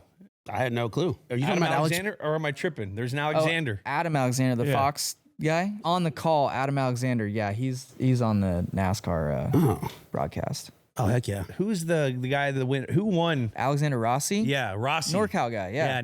That's Yeah. who. He got me the Oh, helmet. too many Alexes out Ross, here. fucking Alex Man. is everywhere. Dude, I'm more of a Dale Jr. guy myself on this. I love Dale We're talking Jr. on the call, baby. Me and Dale sat and talked for like an hour at the Daytona 500. He's a really He's a cool he's a dude. he's a normal guy. Dude, and I just guy. remember him on Wrangler commercials when I was a kid. I always Yeah. thought he was so cool. Oh, heck yeah. Yeah, see, we got some indie yeah. shit. Got all the autographs on there. What year? 2017. This is at Long Beach. That was at the Long Beach. That's I think. tight. It says Indy 500 on it. But it was from the Indy, but it was at the Long Beach. Gotcha. I did that. I did the Mario Andretti 2-car guy thing with in Long Beach. Oh yeah, the 2-seater. Yeah, Yeah. It's badass. Did Mario drive you? Yeah. Oh, that's so cool. It was so cool. That was what, like 4 years ago. All right, Dang. put it And on. My bad. And then in Charlotte, Ross Chastain got the dub. Kyle finished 37th.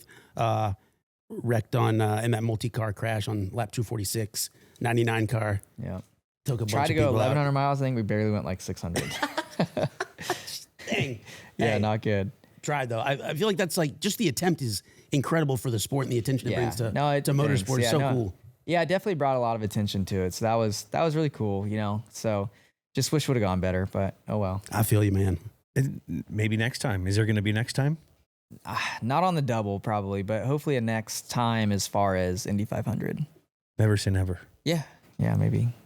I just Now- don't know how they could the logistics couldn't be any. Because I mean, the Indy 500 starts at 12:30, 1 o'clock. That's pretty early. I feel like for guys on the West Coast. And then the 600, it ends at 11:30 p.m. So you can't really move them either direction to make that window bigger. So, but yeah, no, it's still cool. It's a really it's cool. It's cool to do it. That's an unbelievable feat to even try, though. That's Thanks. badass, bro. It is Now- badass. you crashed in this one. You got to tell us what it feels like to be in a crash. Now, is it like when you fall from like surfing a wave, you're supposed to just let the water do whatever it does to you? Kinda, yeah. Like I always Arms back? Yeah, like I take my hands off and just like, oh, I hope this isn't gonna hurt. And sometimes it does. Sometimes it doesn't hurt that bad. And you're like, wow, that was better than I expected. But the IndyCar surprisingly was like, I never like. If you look at any of my crashes, you wouldn't say they were like big. But man, the hits were pretty solid. So that was surprising. But I've had some good ones. I've flipped in NASCAR. In the dirt racing stuff, I've flipped like pretty hard where like the blood kind of rushes in your, like the G's start taking over and your hands are going, and I blacked my eyes out. So yeah, that was fun. That was in New Zealand too. So I was in a different country. That was a bit odd. Yeah, I've had a lot of big ones for sure. Broke a rib at Talladega. I'm sure I've had some concussions, but I've never like been diagnosed with them. Is it for real with like the race car mentality? If someone gets in a crash or something, you don't even talk to them? Like, hey, we don't talk. You just for the jinx factor or something? Is there any of that shit? Superstition? Because, like whenever someone usually wrecks or something, they always said they did it in Daytona or Days of Thunder, where like they don't. Oh yeah, they don't really talk. They don't talk with the guys. The Days of Thunder. No, you know what I mean? Because they don't want. They don't want that juju on them. Like, hey man, fuck, we got to worry about our car here. I don't know if it's the juju, other than like you just don't want to like. I think on that, like you don't want to remind yourself like this could happen. So maybe I there's get that that. when I see guys hurt. Yeah. On the field, like you pay your respect, but not like try to get away from it just because. I would say that's scary. Yeah. I would say more like that. Yeah. But you just don't want to see anybody get hurt. You never right? do. Never do. And thankfully, like I feel like our sport, you don't see it too often where people are getting hurt anymore. Like seriously. Technology. Hurt. Yeah. The technology nowadays and the safety restrictions and in all sport. Yeah. You go back and look at the helmets that, they were probably racing in, we were playing in, like there was no fucking dude. So I went to they told us, you watch like the old ones of Dale Earnhardt, they're like in fucking windbreakers. I got to Brett Beach is a big fan of mine. Yeah. So like I got to go to the Chiefs facility a few weeks ago when we were at Kansas, and they gave me one of Patrick's helmets. They're fucking heavy. Yeah. Like why are they so heavy? Because you need to distribute that fucking energy from. But what about when like the brain. Momentum? What about the weight momentum of like hitting the ground? Strength, huh? Your neck. You wear that thing for 2 weeks, your neck gets so strong, and you're always working your neck. Like it's not heavy to the guy because they've been doing it their whole life. Yeah. And B, you have the strength to hold that thing. Yeah, I get that. I just, man. Because I remember that. So heavy. I said the same thing because when I first got in the league, I used to wear the Rydell. It was a lot lighter. And then I started getting banged up and I went to the Speed Revolution and then I went to the Vices, which was this other one. And it was like what so you heavier said. Is better. It was like, well, for there's just energy? There's more like little gadgets and shit and spacing. And, the weight distribution's different, but I don't know if it's better. I'm not that doctored into it, but I mean, you've hit with a lot of different types of helmets. You can feel it. I'm sure the difference, right? It feels like you're hitting with pillows. Yeah. Just because you see how like they're designed now with like the shock absorption, the type of material the helmet's made out of. Yeah. Everything's kind of like, it's like dead sounding almost. Yeah. Why do you think more people don't wear the Guardian things? Just because they look ugly? Yeah. That's bullying. Bullying. Yeah, bullying. I would imagine they're safer. Yeah, but you got guys that were. You go tell that to the guys playing in the 70s and the 80s. Yeah. They look. Yeah, no, it looks bad, but dude, it's honestly like that. You know what I mean? That's really what it is. It's a swag thing. Yeah. Like the old timers will probably look at them like, say they're soft. The new guys are like smarter and like, well, we're gonna be able to talk when we're 80, so fuck you. One of those things. Yeah. What's the one thing in racing that you still want to accomplish? Oh man, I guess Daytona 500 would be I mean that's the only like marquee crown jewel NASCAR race that I haven't won yet. So I feel like if I could win that, that would be like, that's really the last thing I feel like. I got championship, Coke 600, Brickyard 400, All-Star Race, Bristol Night Race, Southern 500, at Darlington, like all of them but the Daytona 500. So probably that one. Save the best for last. Yeah. Save the best for Gotta last. get lucky. Now let's name the game and score the game. That's what we usually call it, but this is the races. The races. Score The races. Let's name the races. We've been calling it the double. These are a group of names we came up with. Anyone that you want to pick, we'll go with it. Then we got the double duty, the Indy Charlotte double, the Indy Coca 1100. That's a mouthful. India Coca, not a reader, football player, and the Memorial Day double. Which one do you like of those? Which one do I like? Or do you have something that you like to call it? I don't know. I like the double, but the Memorial Day double just sounds like classy to me. So I kind of like that I one. like it. Vintage that thing. Little bow tie. I like that. It's kind of like a mullet. Memorial Day double. The Memorial Day is the business part. The double is the party in the back. That's right, baby. Let's go. This is the front party and back. Let's go. Score the game. Is this the greatest races of all time? Let's score it. Stakes, Kyle. 0 to 10. Decimals on okay on your double race day. The stakes of this day. The stakes of the day? Like how it went or how I view? How you view Leading up to it. Leading up to to the whole, it. yeah.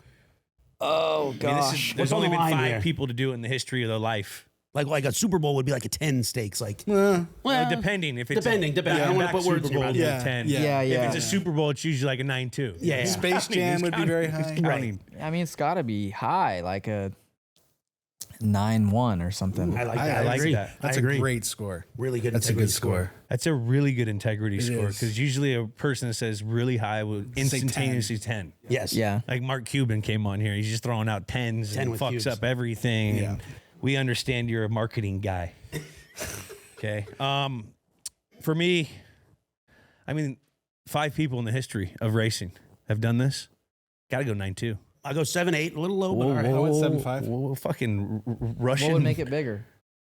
I like geopolitics.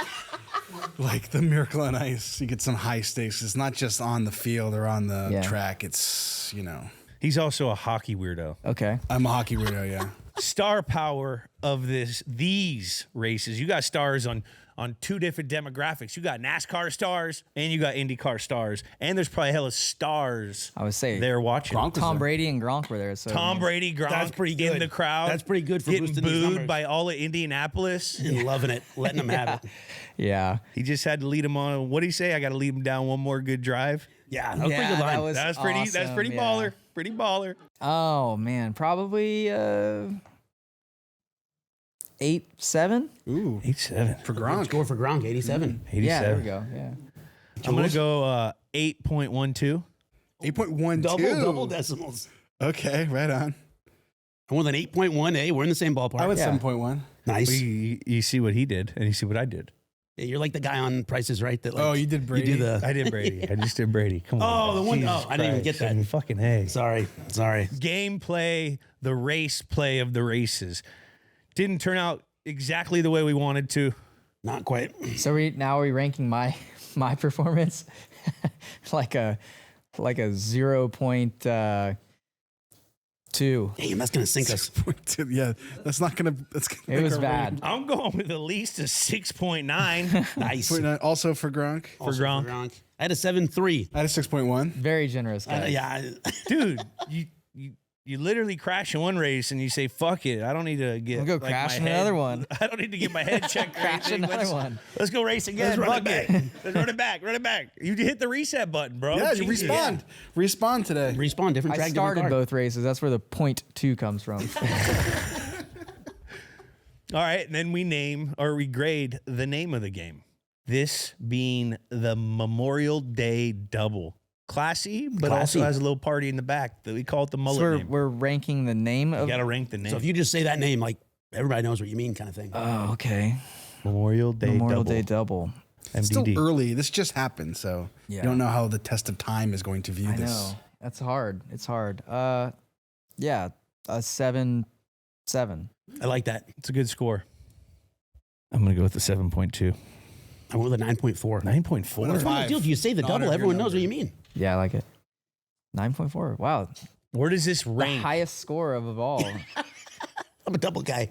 Okay. 6.43. Hold on, that's not right. Sorry. That's not right. It's 7.21. Where does it rank on all the games, races, fights? Wow. It's going to be our new 68th. Shout out Yarmer Yager. Just behind the 2011 Stanley Cup Final Game 7 Bruins Canucks. And just ahead of the Letterman jacket game, Texans versus Patriots, Week 14. Here you go. Wow.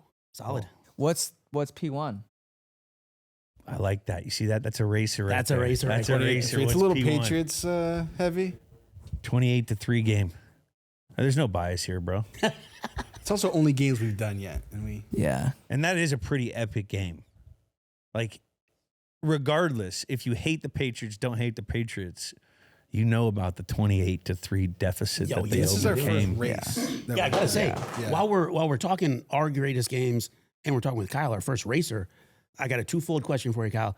Who are some other racers we gotta have on, and what's like a race we gotta do? Okay. Ooh, that's a great one. Oh man, you would love Talladega. I feel like you like to party. Talladega would be great. I like that. Racer to have on here. I mean, Kyle Busch is always good. Fucking Kyle. We'll give us some sound bites. Noah Gragson is probably the most fun driver in the sport. Gotta add him to our list. Ryan Blaney's sneaky fun, I feel like. Okay. Yeah, those would be some good ones in NASCAR. I like that. I might have to get smoked. Denny. Denny? Oh, He's get Denny fun. in there? Yeah, All right. We've Denny's been good. talking to him. I like that. I think he's going to come on at some point. Yeah, good. Denny Denny would would be actually be really good. Yeah. Is there like the best race of all time? Like, the 1992 Daytona 500 Yeah. or like I feel like when Tony Stewart and Carl Edwards were tied in points going into the final, the playoff system was a little different back then. There were still points. So they were tied in points going into the last race. So whoever finished ahead of whoever, which I guess is kind of like it is now, but just for it to be points and then be tied and go in the last race, and then they finished first and second in the race. Oh, wow. That was pretty sick. Wow. that's Yeah. awesome. Tony had to like overcome some adversity at some point in the race a couple different times maybe, and like drove his ass off, won the race, won the championship. That's a baller. yeah. 2011, I think. Gotta add that to our That list was too. one of Tony Stewart was one of the first guys that I learned that wasn't Jeff Gordon or Dale Earnhardt or the Petties. Yeah. Because my first day at Kent State, I went to school in Ohio. We had a fucking tackles and tight end coach named AJ Pratt. AJ Pratt tackles and tight ends. And he used to call his kids Smoke. I was like, why you call him Smoke, bro? He's like little Tony Stewart. He's crazy. And so I started watching Tony Stewart because That's of funny. fucking AJ Pratt. Home Depot. Shout out. I think he's what is he? He's a AD now at a Catholic school. Well, Kyle, did we miss anything from the Memorial Day double? HenderCars.com, Chevrolet, Air McLaren, Amazon Prime. Yeah, got it all. Let's go, Got baby. the social channels. Queued up for you. Kyle Larson Racing on IG. Go check him out on all of he's on every goddamn race circuit. We can check him out, but mostly on NASCAR. That's our number one right now. Yeah. Because Hendrick's Racing, Yep. part of the big dogs. Go check him out there. Chevrolet just got me a high country Suburban that I'm That's getting. right. That's with what that I got black right bow tie. now. I Yeah. just got one. Dude, they're legit. I know. I They're gotta get sick. I gotta get I want to make mine kind of look like an urban apocalypse truck, though. So I don't want to make it lifted, but I need a little spacer action with maybe Okay. something. I want to make it look like an urban You apocalypse. want to stand out a little bit. Live in Brentwood. No, I want it to not stand out a little bit, but I want to beef it up a little. But I don't want to make it all lifted out Okay. because I still got to Level go it. into carpool lanes. Yeah, and just shit. level it then. Kyle, what's your daily driver, by the way? The high country Suburban. Nice. Hey. You got it like a tricked out one? No, it's just, I mean, whatever. Like, thankfully, being a Chevy guy, like you can just submit kind of whatever you want. So I just maxed out whatever was on there, but it's just black with black wheels. And Yeah. what's different is because we have 3 kids and my wife, she wants the bench seat. So I got Oh, the you went bench seat. Only Yeah. captains. Yeah. One kid.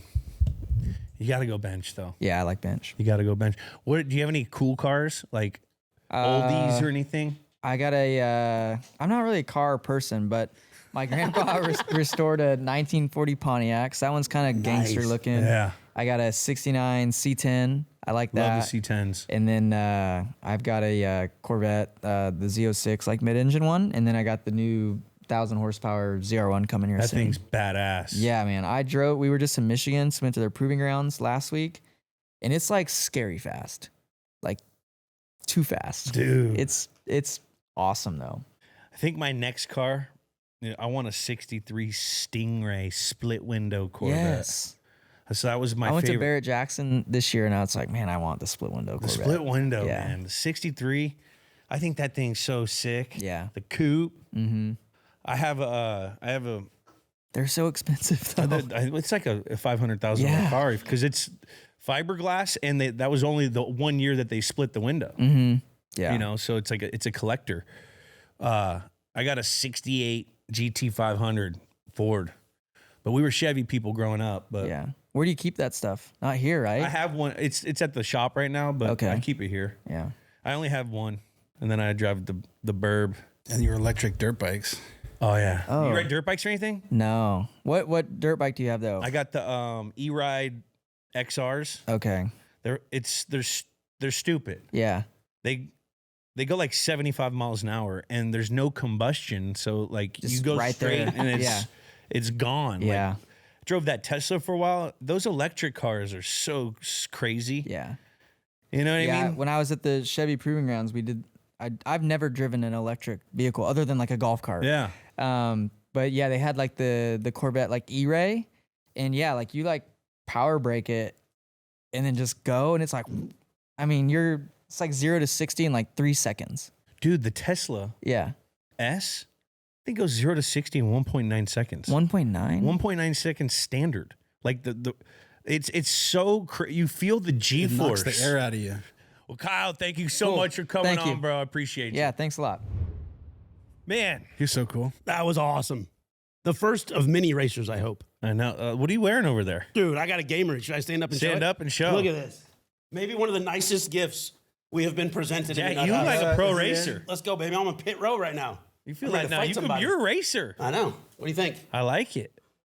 Whew, feeling fast. You look fast. Maybe see somebody in the pits and like give me a dirty look, fight him on pit row. See Jack rolling up with That the Michael Clark Duncan, my pit crew chief. 5'11" hot babe, bringing him to his car. This just makes me want to get Jack in a jockey outfit. Hey, I'd do a jockey too. I don't know what's just safer. Car. I would say the horse probably because it's not as fast. I'm just so scared of those bad boys. You know what I mean? They run your protection. You're going what are they going? 30 miles an hour? I'm just thinking back on that Yeah. scenario where I gotta. Those guys are going 200 miles an hour in like machine stuff. Yeah, cars are. That's kind of like safe. that's like rugby versus football. Yeah, no, It's not seriously. as fast as a hit, but it could be dangerous because it's less protection. You have no But padding. because of the protection, it makes it more dangerous because it weaponizes it. I'm just thinking back to having that 5'11" girlfriend. Give her a smooch, be like, up. Ask for a little pick me up. Well, it's time for the Chill Zone. Yeah, baby. Brought to you by our favorite beer, Coors Light. Get Coors Light delivered straight to your door. Visit CoorsLight.com/GWN. And always celebrate responsibly. Cheers, brother. Today, we're going to pull back the curtain on how the media works in the NFL. Let's get into it. Yeah, just a little pull back the curtain, and Pull back the curtain. Kyler and I get to kind of play fans and bounce it off you and see what really goes on in the NFL All right, let's see. in this sector that is the media. All right. Today we're focusing on, we've done injuries, coming back from injuries, contract negotiations. Contracts. We're trying to paint the whole ecosystem and get that insider info All right, let's go with this. What's from media? the man himself. Let's kick it off with, what is like media training like in the NFL? When you get drafted, at least when I was getting drafted, I still believe they still have it. You go to a rookie symposium. Now, undrafted guys don't go. But all the draftees, they go to a symposium, and it's a seminar that breaks up into classes and workshops and a lot of like game type learning activities in order to like inform guys about the wealth they're about to come into, how to deal with agents, how to deal with the media. I'm sure nowadays they probably have a workshop or a a station that's about social media because it's such a big impact. And it kind of walks these guys through the introductory stages of what it's like being in the NFL with all these responsibilities. Is that where Chris Carter tells you to get a fall guy? Yeah. That's where Chris Legendary Carter, moment. he says you gotta get a fall guy. So media is worked into that. Okay. Now, it's also broken down. Each team with all their rookies, usually the rookies have a certain amount of hours that they could be at the facility to learn rookie stuff. So like after organized team activities or mini camps or even training camp, 2 days a week, the rookies have to stick around for a presentation of whatever that theme is for that day. And sometimes it would be media, how to handle the media. In New England, we used to have one of the generals. He was the guy who handled the media. He was in the Navy. He handled the media immediately after 9/11 for the White House. Oh, wow. He would come in and teach us basically how to deflect, how to dictate, and how to take control of an interviewer when you're being asked a question. How do you do that? Well, whatever someone answers or asks you, you can answer it however you want. Right. And there's also deflection things where you don't, we always had like keywords where ask Coach Belichick, if we got uncomfortable, if we didn't know what to say. You had like outs. We had outs. And the only reason we would do this and we would do these little media teachings or handlings or seminars is because we didn't want the media to be a distraction. And I know Bill gets a terrible rap for how he handles the media, but like that's just strategic so he doesn't give anything to the media. Mm-hmm. Right, that was crap. That other guys sometimes do. Yeah.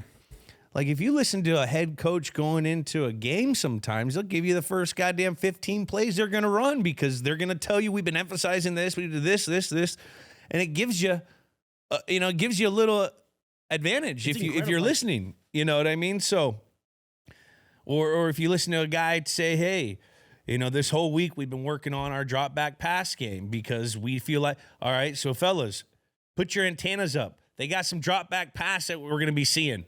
You know what I mean? It's stuff like that can be used as an advantage for your opposing team. So that's why Bill would bring in certain people like this guy who deflected everything after 9/11. Yeah, like freaking and he would Donald just show us Rumsfeld up little there. techniques.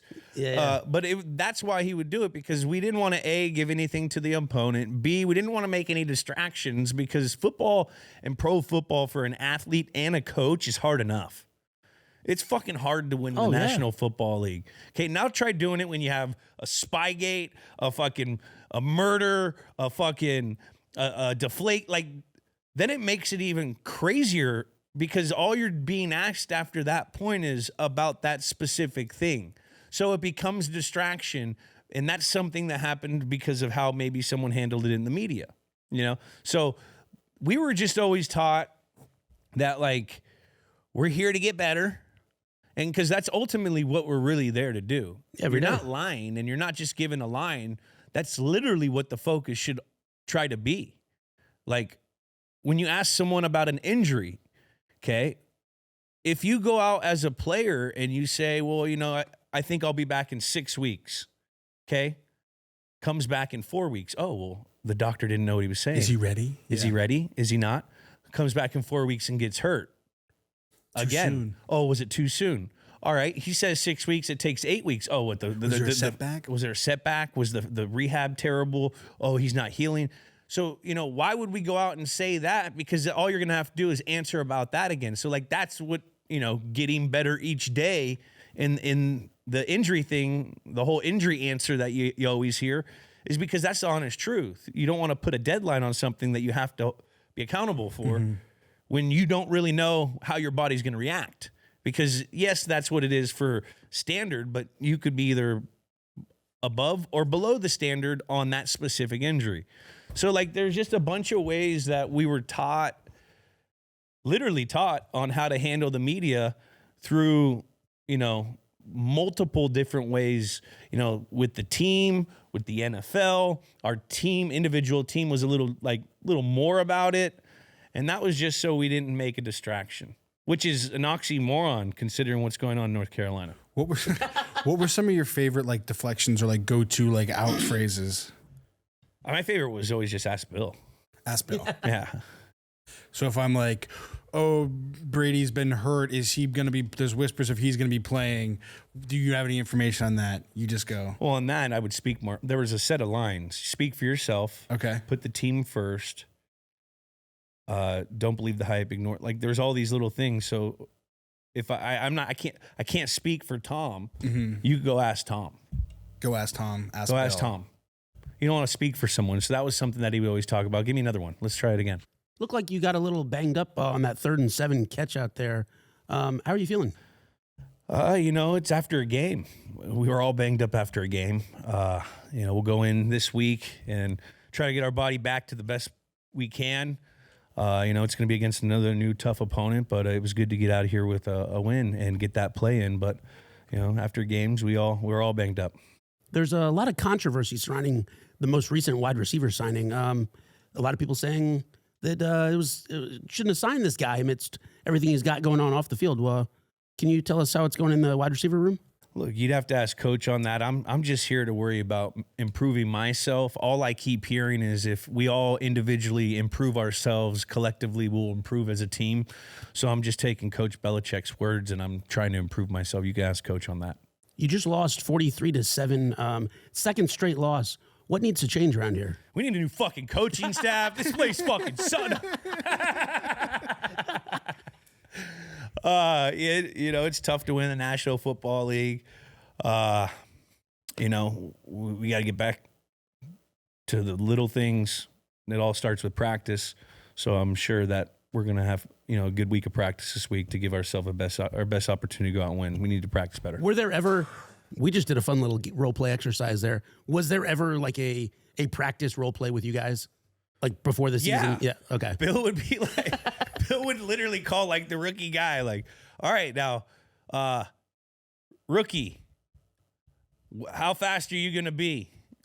You just got hurt. How many weeks are you out? And the guy, if he was listening, he'd be like, yeah, I don't know, day to day. You know what I mean? It would be like, you passed. Yeah. It was always so much easier for the defense. as usual. Always. Were there reporters that were a little bit more safer than other reporters? What do you mean? Like Mike Reese knows the deal and he's not going to come in and try to stir shit. You kind of knew just through local beat reporters versus people. National reporters. You know what? I honestly think the local people in Boston have always been I was always pretty decent with all of them. Mm-hmm. I feel like I never felt like I never had a bad instant where I felt like someone was out to get me or, I understand. If you understand what they're trying to do and what they have to do, and sometimes you don't because it's right after a game and you're emotionally, physically, mentally exhausted, but their livelihood is to try to report on your team. And this reporting essentially is what makes our sport our sport. Mm-hmm. Giving the media access to the players, which the fans are granted, and that's what it makes the thing go. So it's hard to understand that as a player sometimes. But I felt like everyone was pretty, there's guys, I felt pretty decent with everyone. We were also a decade into the Belichick regime. They kind of all knew the deal. We had a lot of media in our locker room always, but it would get heated up when we would play in the playoffs. And, when you get the people that are coming from the other cities that we don't play very often, how they would ask questions would be different. Yeah, than how the Cowboys are in town. Yeah, they don't know how we handle our meet. You know what I mean? So, but I felt Boston gets this whole rap of their sport talk is crazy. The radio is, but we didn't see those people in the day-to-day locker room. The people that were all the beat writers and stuff. I remember when fucking Ian Rappaport was a little beat writer. Like Ian was in there. There's a bunch of the guys on the TV now that are all like big TV guys. They all started doing this shit, you know, and then they hustle. They're hustlers. They're in there every day trying to make a fucking story. And you got to think about that. And it's not our job to give them a story, but it kind of is. No, it's true. So it's like, when you understand that relationship and the give and take and you're right, what they provide to the game, it changes the whole perspective. And it is hard for an athlete after you get your teeth kicked in and you lose a crazy game and they got to ask the questions, but it is hard to answer questions that you think at the time are stupid. Right. But you know what I mean? It's part of it. And I think that the media, there's a lot, you could tell that there's a lot more media training now. For sure. And you think about a city, I mean, I'm a homer for sure, but like you think about Boston, what other city has 2 24-hour sports networks, 2 major newspapers with like Hall of Fame level columnists, insane sports radio that like is, I mean, like making... There's probably like some of the 5. highest paid, yeah, like 3. There's like Chicago has Dallas. that probably. New York probably has crazy. that. Dallas. That's about Dallas. it. Just for football. Yeah, but Dallas doesn't have the network. They don't have NESN. They don't have like NBC Sports Boston to that capacity. Like, Do they not? I don't think so. New York, I think They New have York. Yes. Well, they have Network. their own. Yeah, New York does for sure. But I feel like the like you said, the microscope and wanting to make stories and being there every day and like the level of professionalism is really turned up in Boston. But I just think you can use the media, like, you can use them in a positive fashion. Oh, Like, yeah. There's countless guys that always got a break with them because of how they treated them. You look at like how Matthew Slater would, or like if you like, he would always treat everyone with so much respect that because of that respect, they wouldn't ask him stupid questions. Yeah. I like that. So you can, how you are to them is how you're gonna be treated. Yeah, so get them on your side. I'm with you. You know what I mean? A little bit. And Yeah.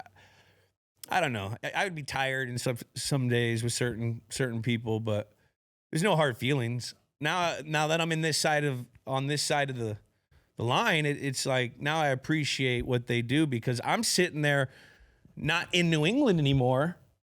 And we still have to talk about them. I love to hear about what's going on with the Patriots. So I'm relying on the beat writers now on what's going on, even though I know, with what they write is not always, but you still get something out of it. I was going to say, because when it's training camp time or even practice, we're refreshing Mike Reese's Twitter. Like, Mikey Reese. Yeah, they're the voice of what's going on and keeping it real. How often, like, what are your media responsibilities, like, through any given week during the regular season? Media responsibilities, you are available, if you are not hurt, every day to the media, Monday through Thursday.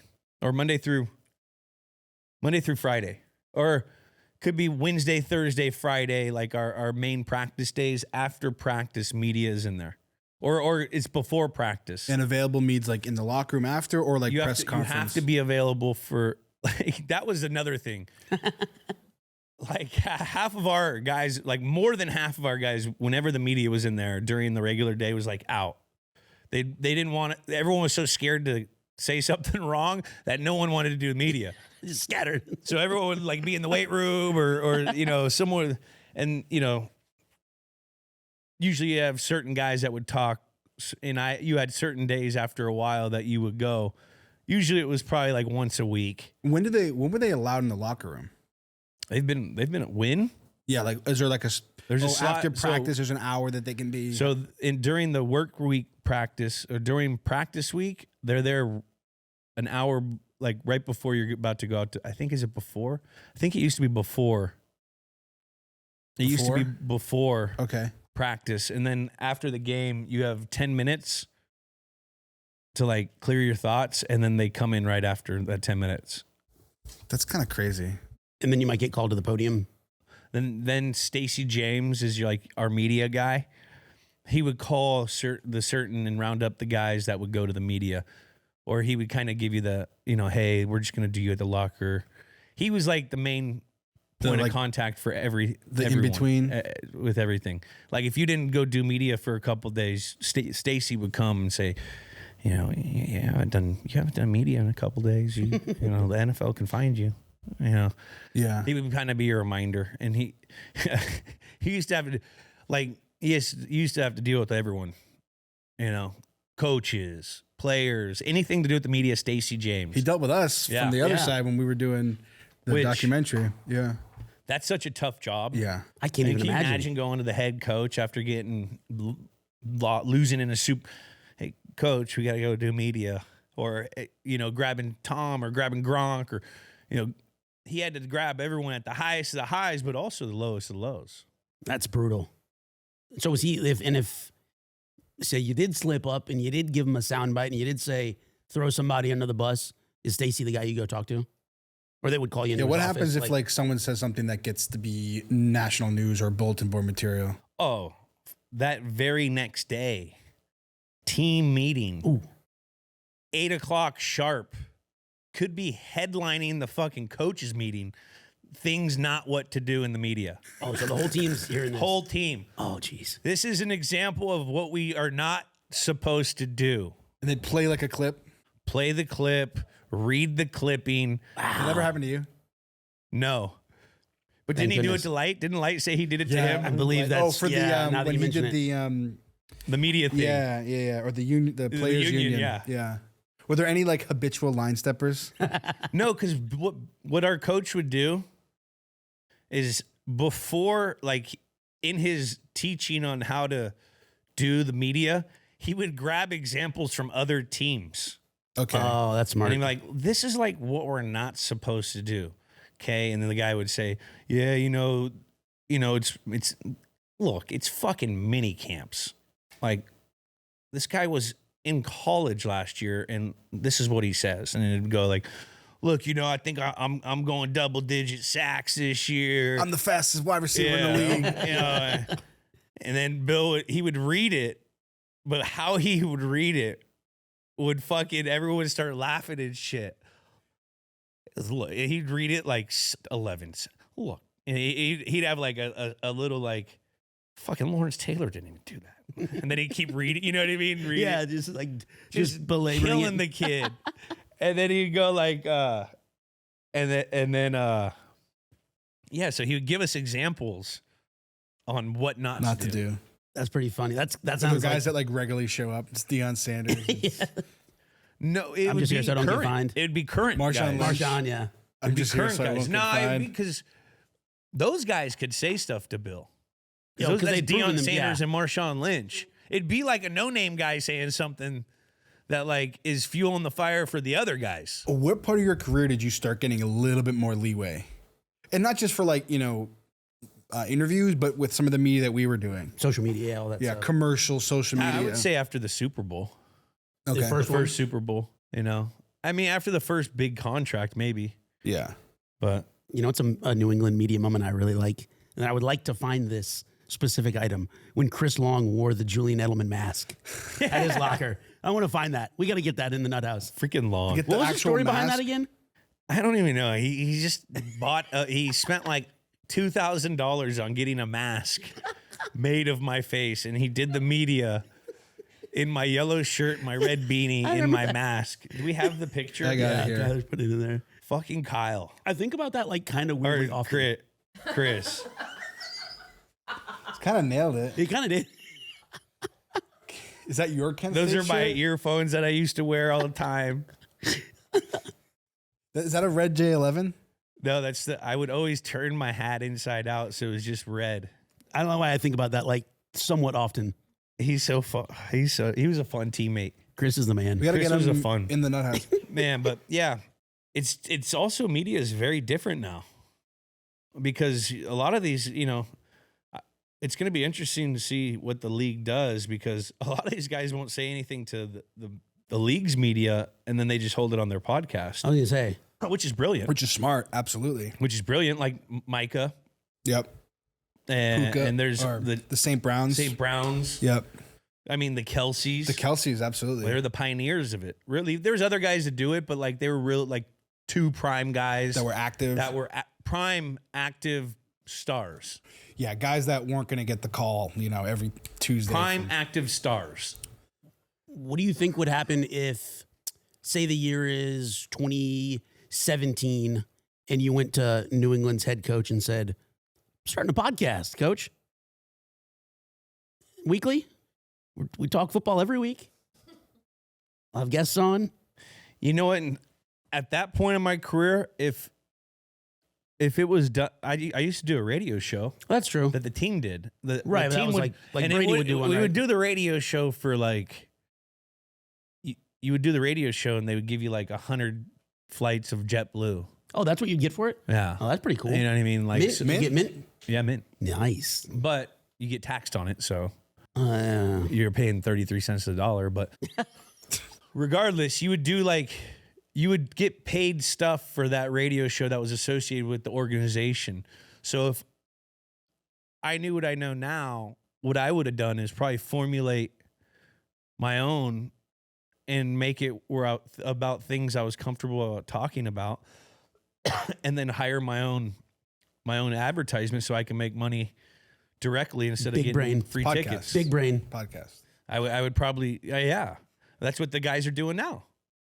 Because like, I mean, we were pitching games with names and making games with names a thing when you were still playing. Like we were going to set that up potentially. we did not yet. We were pitching it, and it would all kind of happened right when you were starting retiring. No, I thought that was like 2019. But we were developing it to do while you were still an active But player. we were a podcast, not games with names. We didn't know the concept yet. Because the reason why we did it Evergreen and on Tuesdays was because of off day, and it wouldn't be touching hot takey shit. And you could record a bunch Yeah, but we at could once never and do interview it. someone on a Tuesday. This wasn't Yeah. thought about until at least 19. Well, you were still playing in 19. I know, but it wasn't 17. Well, semantics. Ah, You were just still threw the year out there. active. You were 2 still years. active. 2 years. We were formulating 2 this years. while you 17 were and 19. That's 2 Super A Bowls. lot of good football left to be played. Yeah, that's a different. That's difference. In like, I was talking about Everything. if you were active or not.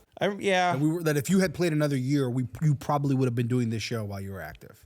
Now it wouldn't have been like talking about fucking the game right after the fact. We probably would have recorded a bunch in a row in the off season and dropped them out. It was hard for me to do that stuff though. I know. Like I don't know if I would have been able to do it because you got to be able that's We also didn't know what we didn't know at that point Right. either, about what it took and it wasn't to do what this. it is now. Yeah, but there weren't many active guys. Yeah, we didn't know what we were doing then. I did think about the team whenever we did anything. That's the difference between you and most other guys. You know what I mean? Like I didn't want to get too big and loud with our stuff. What if your play starts slipping, and then Remember, Right, you look with like a dummy. Remember with the fucking NFL Films documentary in Mexico that you recorded that we were down in like June or something in Mexico. You tore your ACL Right after. that, and then that August or whatever, and then that aired after you tore your ACL, and people were like, "Why is he skateboarding with an ACL?" They couldn't comprehend that we did it off, and there was a lot of heat. Not a lot, but there was enough people talking about that. So it's shit like that. yeah, it's just sad. Because you got to think about it. There's no I in team, but there is an I in Instagram. And there's an I in Twitter. And TikTok. And Twitter and TikTok. Yeah. You got to think about that. No YouTube. It makes though. no sense at all, but I'm just saying it. YouTube. There is a 2B. There is a in YouTube. tube. Okay. All right. I think That we've was done this. terrible. I'm That one sure whiffed. we've missed a lot of questions. I'm sure we've missed a lot of like intricacies that people might want to know about the NFL media. So please, the media landscape. So please put your questions in the YouTube comment section or anywhere you can comment. We've been pulling them and doing it. So any more questions and nuance on this stuff, please let us know. About educating the fans here, Yeah. baby. Shout out Mike Reese. Shout out Mike Reese. That's We the first love time I've Reese's ever been Pieces. starstruck. At our premiere, Mike Reese was there. I was like, oh my God, Mike Reese. No way. That was your first one. Yeah, but I didn't talk Mike to him. Reese wrote like my first article, I think. That's so cool. He went to Jewish camp with us off. He's got aura. Mike Reese has aura. Mike Reese felt safe. Because he's a good, he's straight up, man. He's not some gotcha guy. Yeah. He's a legit. Substance. And Yes. he would like let you know when he like, sorry, Jules, I got to ask it, but like literally is you it? could see in his eyes that it hurt him that he had to ask me a certain question. Like, Yeah. I don't even know, but Because you know I- probably he's getting pressured to get Yeah. some stuff too. Yeah. Well, shout out Mike Reese. Shout out, Mike Shout out Reese. Reese PC. Tom Love it. Coran, love Tom. Tommy. Jeff Howe was good to us, Liz. Who's Elizabeth? What was her? She was always. We always talked about our backs. She had bad back. I was gonna say, did you develop a little bit of a personal? Yeah, I mean, relationship you with some see of them? these people for 12 years. Oh, yeah. I mean, we know birthdays, quinceañeras, bar mitzvahs. I mean, you see it all. I love that. Shout out Zoe. Love Zoe. So, You should get him on. Oh, I would love to have Zoe on. I watch Ian. Zoe Ian would all be the fun. time. We got to get Zoe on. Heck yeah. Well, that was the Chill Zone. Thanks to our favorite beer, Coors Light. Get Coors Light delivered straight to your door. Visit CoorsLight.com/GWN and celebrate responsibly. Man, what a race. Thanks again to Kyle Larson. That's been another episode of Games with Names. Subscribe on Apple Podcasts, Spotify, wherever you listen to your podcasts. Comment a game you want us to do. And remember, Rate and review. leave us a 5-star review on Spotify while you're there. Remember to follow Games with Names on YouTube, Instagram, X, TikTok, and Snapchat. Leave a comment on the YouTube full episode. We love reading the best ones on future episodes. Leave a message on the hotline. That number is 424-291-2290. And we'll see you guys next week. Games with Names is a production of iHeartRadio. For more podcasts from iHeartRadio, visit the iHeartRadio app, Apple Podcasts, wherever you get your podcasts.